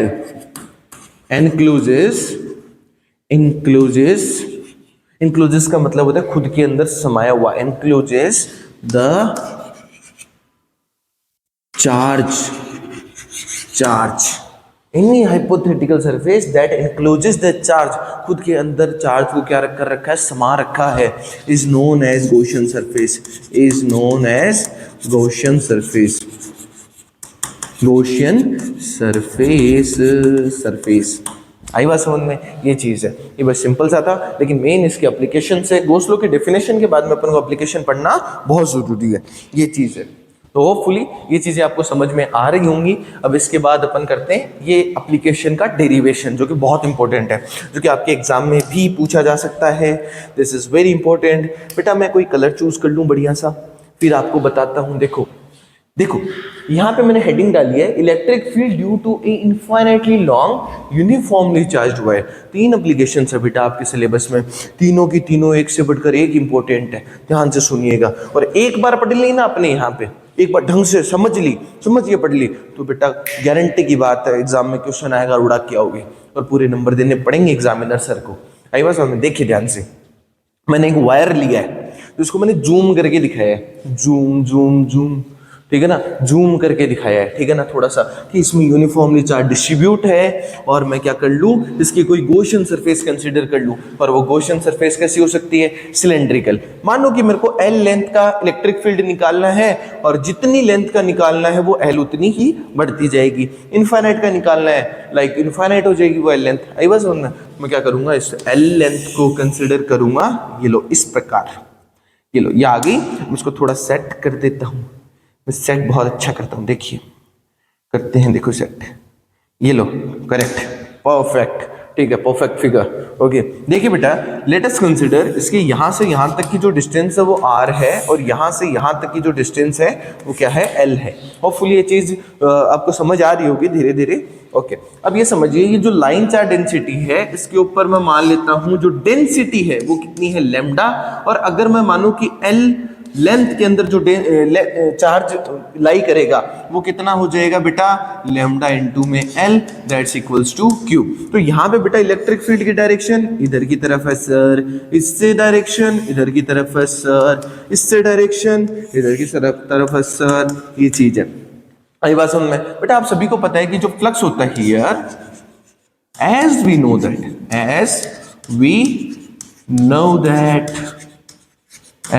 that बेटा जो इलेक्ट्रिक फ्लक्स होता है अपने पास वो कितना होता है सर जी, वो तो सर अभी कल बताया था आपने, E डॉट डी एस के इक्वल होता है, और ये क्लोज लाइन इंटीग्रल है। क्लोज लाइन इंटीग्रल का मतलब होता है क्लोज पैक्ड स्ट्रक्चर के लिए, ठीक है।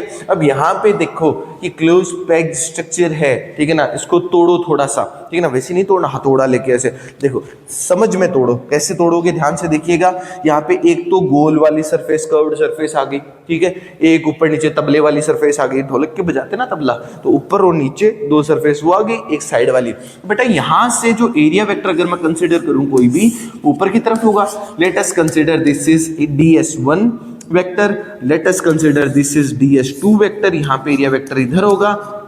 आपको बताया हुआ है कि like area vector perpendicular vector होता है किसी भी एरिया के, तो दैट्स द थिंग। और यहाँ पे कोई भी एरिया वेक्टर कंसीडर करूंगा वो हो जाएगा DS3 वेक्टर। समझ में आया? ओके, नेक्स्ट देखो, तो यहाँ पे मैं इसको क्या लिख सकता हूँ सर? ये तो आप लिख सकते हो ED डॉट प्रोडक्ट है तो मैं डायरेक्ट लिख देता हूँ DS1 वेक्टर हटाया तो cos theta 1 plus EDS2 cos theta 2 plus EDS3 cos theta 3। कितनी समझ में आई? चलो आगे देखो, यहां से बेटा इलेक्ट्रिक फील्ड यूनिफॉर्म है वैसे तो, लेकिन पहले एंगल भी देख लेते हैं क्या सीन है। देखो बेटा यहाँ पे एंगल कितना है, दोनों के बीच में 90 डिग्री। आपको देखना है इलेक्ट्रिक फील्ड और एरिया वेक्टर के अंदर एंगल, ठीक है? तो यहाँ पे कितना है 90 डिग्री, यहाँ पे 0 डिग्री, यहाँ पे 90 डिग्री। बेटा आपको पता है कि ये जो है और ये जो है ये तो 0 हो जाएंगे, ये तो 0 हो गए ना बबुआ। क्यों हो गए भाई? इसलिए हो गए मेरे भाई क्योंकि ये 0 कोस 90 की वैल्यू क्या होती है 0, और वो इससे मल्टीप्लाई करोगे तो भी क्या हो गया 0। तो यहाँ पे मैं क्या लिखूंगा, पूरा सिस्टम 0, तो बचा क्या ये, और यहाँ पे भी ये कांस्टेंट है तो इसको ले लो बाहर। आजा बेटे बाहर, बाहर आ जा तो अंदर रहने के लायक ही नहीं है। तो अंदर कौन रहेगा? अपना एरिया वेक्टर, वेक्टर नहीं सिर्फ एरिया, वेक्टर को हटा दिया अपन ने, सिर्फ मैग्नीट्यूड की बात चल रही है यहाँ पे। तो यहाँ पे आ जाएगा इलेक्ट्रिक फील्ड इनटू में area for this cylindrical body is given bye 2 pi RL। This is equation number 1, ये 5 आ गया। ऑल्सो सर आज ही पढ़ा है, अभी पढ़ा है। क्या पढ़ा है? Q बाई एप्सिलॉन नॉट पढ़ा है। और Q क्या होता है सर? लैम्डा इंटू L होता है लीनियर चार्ज डेंसिटी के लिए, अभी बताया था। अपॉन में क्या आ जाएगा? Epsilon not. This is equation number 2। बेटा इन दोनों इक्वेशंस को क्या रख दो? इक्वल रख दो। सर क्यों रख दे इक्वल? क्यों रख दे इक्वल? इसलिए रख दे बेटा LHS सेम है, LHS सेम है। तो on computing these both equations we get, on computing, अपन लिखेंगे on computing equation 1 and 2 what we get buddies? ये बनेगा E इंटू में 2 pi RL is equals to lambda into L upon में epsilon naught. So ये cancel out हुआ तो अपने पास बेटा ये जो इलेक्ट्रिक फील्ड है वो क्या निकल के आता है? Here electric field is given bye, ये चला गया डिवाइड में, नीचे की साइड में चला गया तो 2 pi epsilon naught lambda upon में R। पहला फॉर्मूला आई बात समझ में? अगर मेरे को चाहिए sir ji in terms of K, मेरे को तो K के टर्म्स में चाहिए, मेरे को K के टर्म्स में मांगता है। आई बात समझ में? मेरे को तो K चाहिए, K ही मेरा फेवरेट है। तो मैं ऊपर नीचे अगर 2 से क्या कर दूं बेटा, इसको इस इक्वेशन को मल्टीप्लाई कर दूं, कोई फर्क पड़ेगा? 2 से 2 हट गया ना बेटा वापस, ठीक है ना? लेकिन मल्टीप्लाई क्यों गया? काट दिया तो, इसलिए मल्टीप्लाई नहीं करना है बेटा। यहाँ देखो, यहाँ पे क्या आ गया अपने पास? देखो ये तो पूरा, अरे इतना बड़ा इरेजर नहीं चाहिए था मेरे को, इतना सा चाहिए ताकि ये हट जाए थोड़ा सा, ताकि मैं यहाँ पे साफ साफ 1 अपॉन ये लिख सकूं।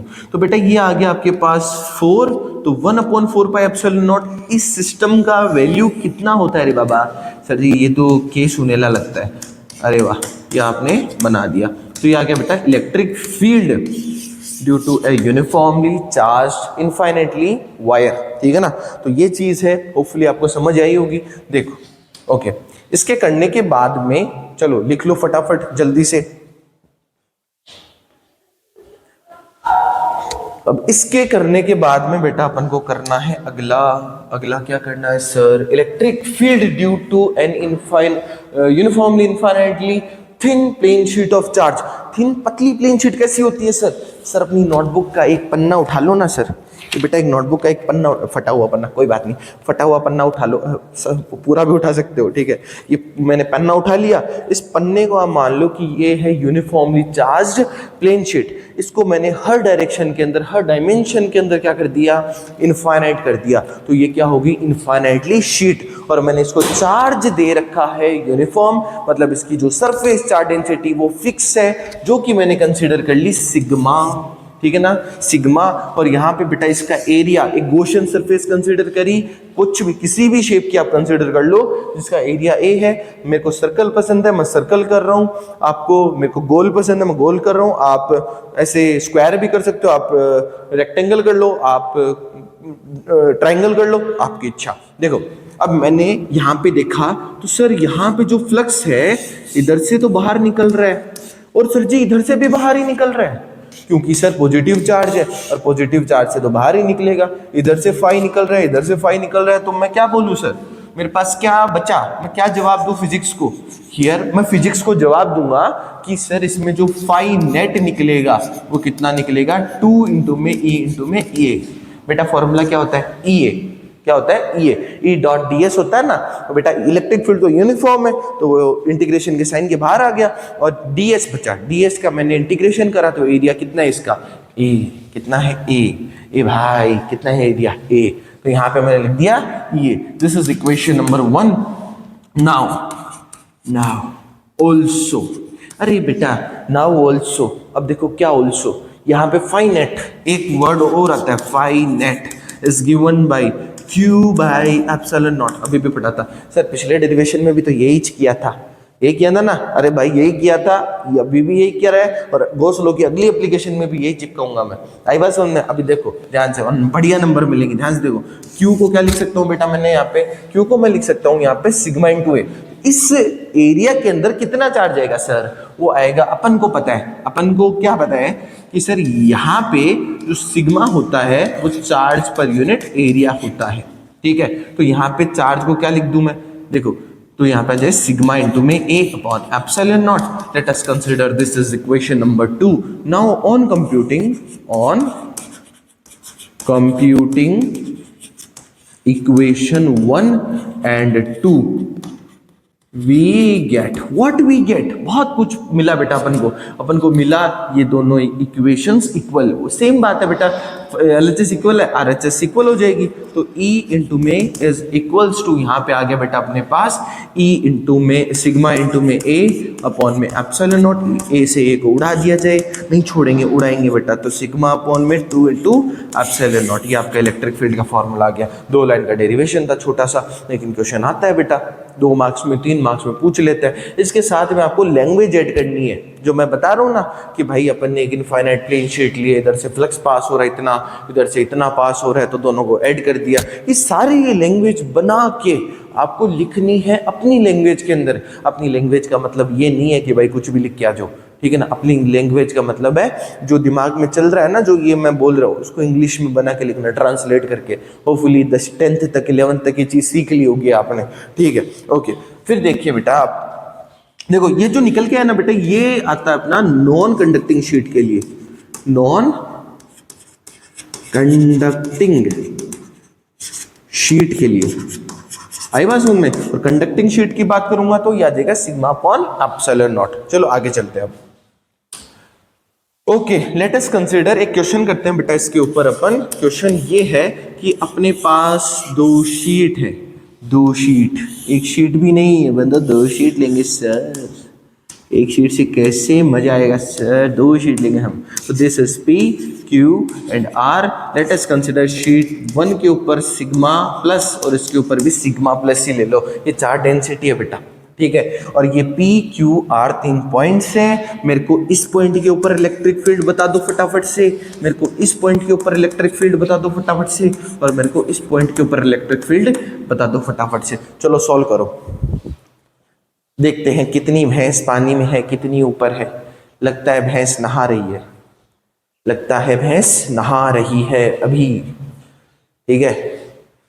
लग नहीं रहा, हो जाएगा। चलो हो गया हो तो कमेंट में बोलना कि भाई सर डन, ओके।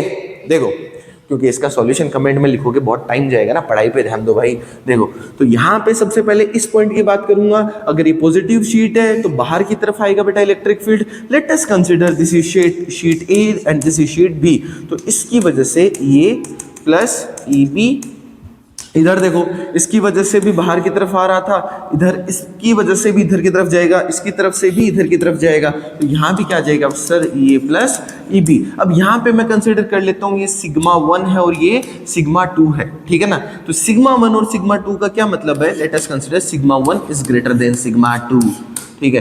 तो सिग्मा 1 का बड़ा है सिग्मा 2 से, कौन, इलेक्ट्रिक फील्ड बड़ा है भाई। तो यहाँ पे मैं क्या लिखूंगा, यहाँ मैं लिखूंगा भाई sigma 1 minus sorry electric field है भाई, ई ए माइनस ई बी, और ये आ गया इस पॉइंट पे इलेक्ट्रिक फील्ड। आई बात समझ में? चलो थोड़ा सॉल्व करके देख लेते हैं। ये जो अपना ईपी है, ईपी क्या निकल के आएगा? ये सर ये आ जाएगा सिग्मा 1 अपॉन में 2 एप्सिलॉन नॉट, सिग्मा 2 अपॉन में 2 एप्सिलॉन नॉट, ये आ गया EB. Sigma 1 plus sigma 2, let us consider to take out 2 epsilon naught, 1 upon 2 epsilon naught as common out, तो ये अपना आ गया E electric field at point P. यहाँ पे निकालेंगे तो electric field at point Q is given by sigma 1 minus sigma 2 और अपॉन में क्या आ गया बेटा 2 एप्सिलॉन नॉट, और सिंपली यहाँ भी क्या आ जाएगा E R is given by sigma 1 plus sigma 2 upon में 2 एप्सिलॉन नॉट। बेटा कोई डिस्टेंस की बात चली यहाँ पे, दिमाग में क्वेश्चन आ रहा होगा सर आर डिस्टेंस पे, नहीं बेटा कोई आर डिस्टेंस नहीं, इनफाइनाइट शीट है, बहुत दूर तक इसका फील्ड होता है। ठीक है, नेक्स्ट आता है your last topic for this chapter is here. इसके बाद अपन इलेक्ट्रोस्टैटिक पोटेंशियल एंड कैपेसिटेंस पे चलेंगे। ठीक है, ज़्यादा लंबी क्लास नहीं हुई है मेरे हिसाब से, छोटी छोटी क्लास हैं, 1.5 से 2 घंटे में निपटाने की पूरी कोशिश करिए। थोड़ी बहुत आगे पीछे हो जाए तो भाई संभाल लेना, ठीक है ना, कोई दिक्कत नहीं है। ओके सर, संभाल लेंगे हम। तो बेटा ये अगली चीज़ है, एक अपने पास एक स्फेरिकल शेल है, ठीक है ना, क्या लिखा है? Electric field due to a uniformly charge thin spherical shell, ठीक है ना। तो अपन को क्या चाहिए सर? इस पॉइंट पे इलेक्ट्रिक फील्ड निकालना है, इस पॉइंट पे इलेक्ट्रिक फील्ड निकालना है, और इस पॉइंट पे इलेक्ट्रिक फील्ड निकालना है, फिर सेंटर पे इलेक्ट्रिक फील्ड निकालना है। तो जो करते हैं वही करेंगे सर जी। सबसे पहले दो इक्वेशंस बनाओ। फाई इक्वल्स टू होता है ई डॉट डी एस। आई बात समझ में? सबसे पहले मैं मान लेता हूं ए पॉइंट के ऊपर निकाल रहा हूं, ए पॉइंट के ऊपर, तो मैं इसकी गॉसियन सरफेस ले लूंगा, मान लो इधर ऐसे ऐसे, ये इसकी गॉसियन सरफेस आ गई बेटा। आई बात समझ? स्फेरिकल गॉसियन सरफेस है, उसको हर तरीके से कवर कर रही है वो, ठीक है। तो यहाँ पे आ गई ई ए, मतलब इस पॉइंट के ऊपर जो इलेक्ट्रिक फील्ड आएगा उसके लिए मैं गॉसियन सरफेस कंसीडर करूंगा, और यहाँ पे ई डॉट डी एस लिखूंगा, तो यहाँ लिखूंगा ई इनटू में, अब इसका बेटा एरिया कितना होता है? एरिया कितना होगा इस गॉसियन सरफेस का? स्फेरिकल बॉडी का एरिया कितना होता है? 4 पाई आर स्क्वायर, तो मैं यहाँ भी लिख दूंगा 4 पाई आर, कौन सा है सर? स्मॉल आर है, small R square. This is equation number 1। Similarly बेटा फाई इक्वल्स टू क्या होता है? ऑल्सो, ठीक है ना। ऑल्सो यहाँ से क्या जाएगा? क्यू बाई एप्सिलॉन नॉट होता है। मैंने मान लेता हूँ बेटा, मैंने इसको चार्ज दे दिया क्यू बेचारे को, ले ले बेटा ले ले, ठीक है ना। तो ये आ गया बेटा क्यू बाई एप्सिलॉन नॉट, तो इसका नेट जो इक्वेशन नंबर 2 आ गई। अब क्या जाएगा? फ्रॉम 1 and 2 वी गेट, अपने पास मिलेगा बेटा E इंटू में 4 pi R square which is equals to क्या जाएगा? Q अपॉन में एप्सिलॉन नॉट। तो यहाँ से मेरे को तो चाहिए सर इलेक्ट्रिक फील्ड, अपन को तो इलेक्ट्रिक फील्ड चाहिए और किसी चीज़ से मतलब नहीं है, तो भाई electric field is given by, इस चीज़ को डिवाइड में भेज दो, तो 1 upon 4 pi R square Q upon में एप्सिलॉन नॉट। बेटा कहीं तो देखिला लगता है, कहीं तो देखा हुआ है। कहाँ देखा था सर? कहाँ देखा था बेटा? ये देखा था अपने पॉइंट चार्ज की वजह से इलेक्ट्रिक फील्ड निकालना। तो ये भी तो स्फेरिकल बॉडी है, पॉइंट चार्ज भी एक ऐसा होता है, स्फेरिकल ही होता है, तो इसकी वजह से भी जो इलेक्ट्रिक फील्ड आया वही तो होएगा। इसका भी आया ना मजा, घुमा फिरा के वहीं पे आ गए अपन। ध्यान से देखो अगला, तो ऑन द स्फीयर, अब सरफेस के ऊपर बात करेंगे, सेम तरीका सेम मेथड लगाएंगे। फाई इक्वल्स टू क्या होता है बेटा? E dot D S, integrate कर दो इसको, सॉरी इंटीग्रेशन का साइन भी तो आएगा ना सर, क्या बात कर रहे हो? इंटीग्रेट कर दो तो ई बाहर इंटू में 4 pi R square, capital R है मेरे हिसाब से, ठीक है, तो कैपिटल आर मैंने रेडियस ले ली। This is equation number 1। Also क्या जाएगा? Phi is given by Q upon में, अब इसकी सरफेस अपन को निकालनी नहीं है क्योंकि खुद ही सरफेस के ऊपर है, तो वही गॉसियन सरफेस हो जाएगी भाई, ठीक है ना। तो Q by epsilon not, this is equation number 2। From 1 and 2, from 1 and 2 we get what we get? E is equals to इसको मैंने कंपेयर कर दिया तो मेरे पास क्या मिलेगा? 1 upon 4 pi R square Q divide by epsilon naught, ठीक है ना। ओके अच्छा मैंने उल्टा लिख दिया, ये इधर आएगा ये इधर, चलो संभाल लेना भाई, इसको ऐसे भी लिख सकते हो, E equals to 1 upon 4 pi epsilon naught Q divide by R square, और इसको क्या लिख सकते हो भाई? 1 upon 4 pi epsilon naught Q divide by R square. Similarly बेटा इसको भी करेंगे अपन यहाँ से, देखो अब अंदर यहाँ भी गॉसियन सरफेस कंसीडर करेंगे, लेकिन सर कहाँ? ये इस गॉसियन सरफेस में तो चार्ज ही नहीं है, तो चार्ज कंसीडर करने का क्या मतलब है, होलो है भाई स्फेरिकल शेल। और जैसे ही मैंने स्फेरिकल बॉडी बनाई यहाँ पे, तो एक गॉसियन सरफेस बनाई, हाइपोथेटिकल एक सरफेस कंसीडर करी, तो मेरे को मिला कि यहाँ तो है ही नहीं सर, क्या किया जाए। तो करेंगे ना कुछ, तो देखो क्या करेंगे। तो यहाँ अपन करेंगे electric field is equals to, क्या हो जाएगा आपको पता है बेटा, इसके अंदर पहली बात तो चार्ज नहीं है, तो फ्लक्स जीरो हो जाएगा। तो पहले फ्लक्स निकालो, तो फ्लक्स इक्वल्स टू क्या हो जाएगा, सबसे पहले ई डॉट डी एस। तो डी एस मान लो, चलो निकाल लेते हैं इसका आर डैश, तो 4 पाई आर डैश का क्या हो जाएगा बेटा, square. This is equation number 2। And also phi is equals to Q upon epsilon naught. Sir ji Q तो है ही नहीं इसमें, तो इसके जगह जीरो रख दो, अपॉन एप्सिलॉन नॉट, तो फ्लक्स जीरो। तो यहाँ पे इक्वेशन नंबर 2, तो यहाँ पे अपन को मिलेगा बेटा फ्रॉम इक्वेशन नंबर 1 एंड 2, ये आ गया कि इलेक्ट्रिक फील्ड क्या होगा, जीरो। अंदर इलेक्ट्रिक फील्ड जीरो होता है। जो बेटा ये अपन ने स्फेरिकल बॉडी ली है, ये कंडक्टिंग है। कैसी है, कंडक्टिंग, कंडक्टर है बेटा ये कंडक्टर है। और ये कंडक्टर कोई बस वाला कंडक्टर नहीं है, ये फिजिक्स वाला कंडक्टर है। आई बात समझ में, ओके। तो बेटा यहाँ पे आपका जो है चैप्टर वो होता है कंप्लीट, ठीक है। नेक्स्ट वीडियो अपन लेके आएंगे इलेक्ट्रोस्टैटिक पोटेंशियल एंड कैपेसिटेंस की, और फटाफट इतने में इसके क्वेश्चंस एंड डीपीपी शीट्स जो भी आपको मटेरियल में प्रोवाइड कर रहा हूँ टेलीग्राम के ऊपर, उसको कंप्लीटली सॉल्व करिएगा, ठीक है। Okay, best of luck for your boards.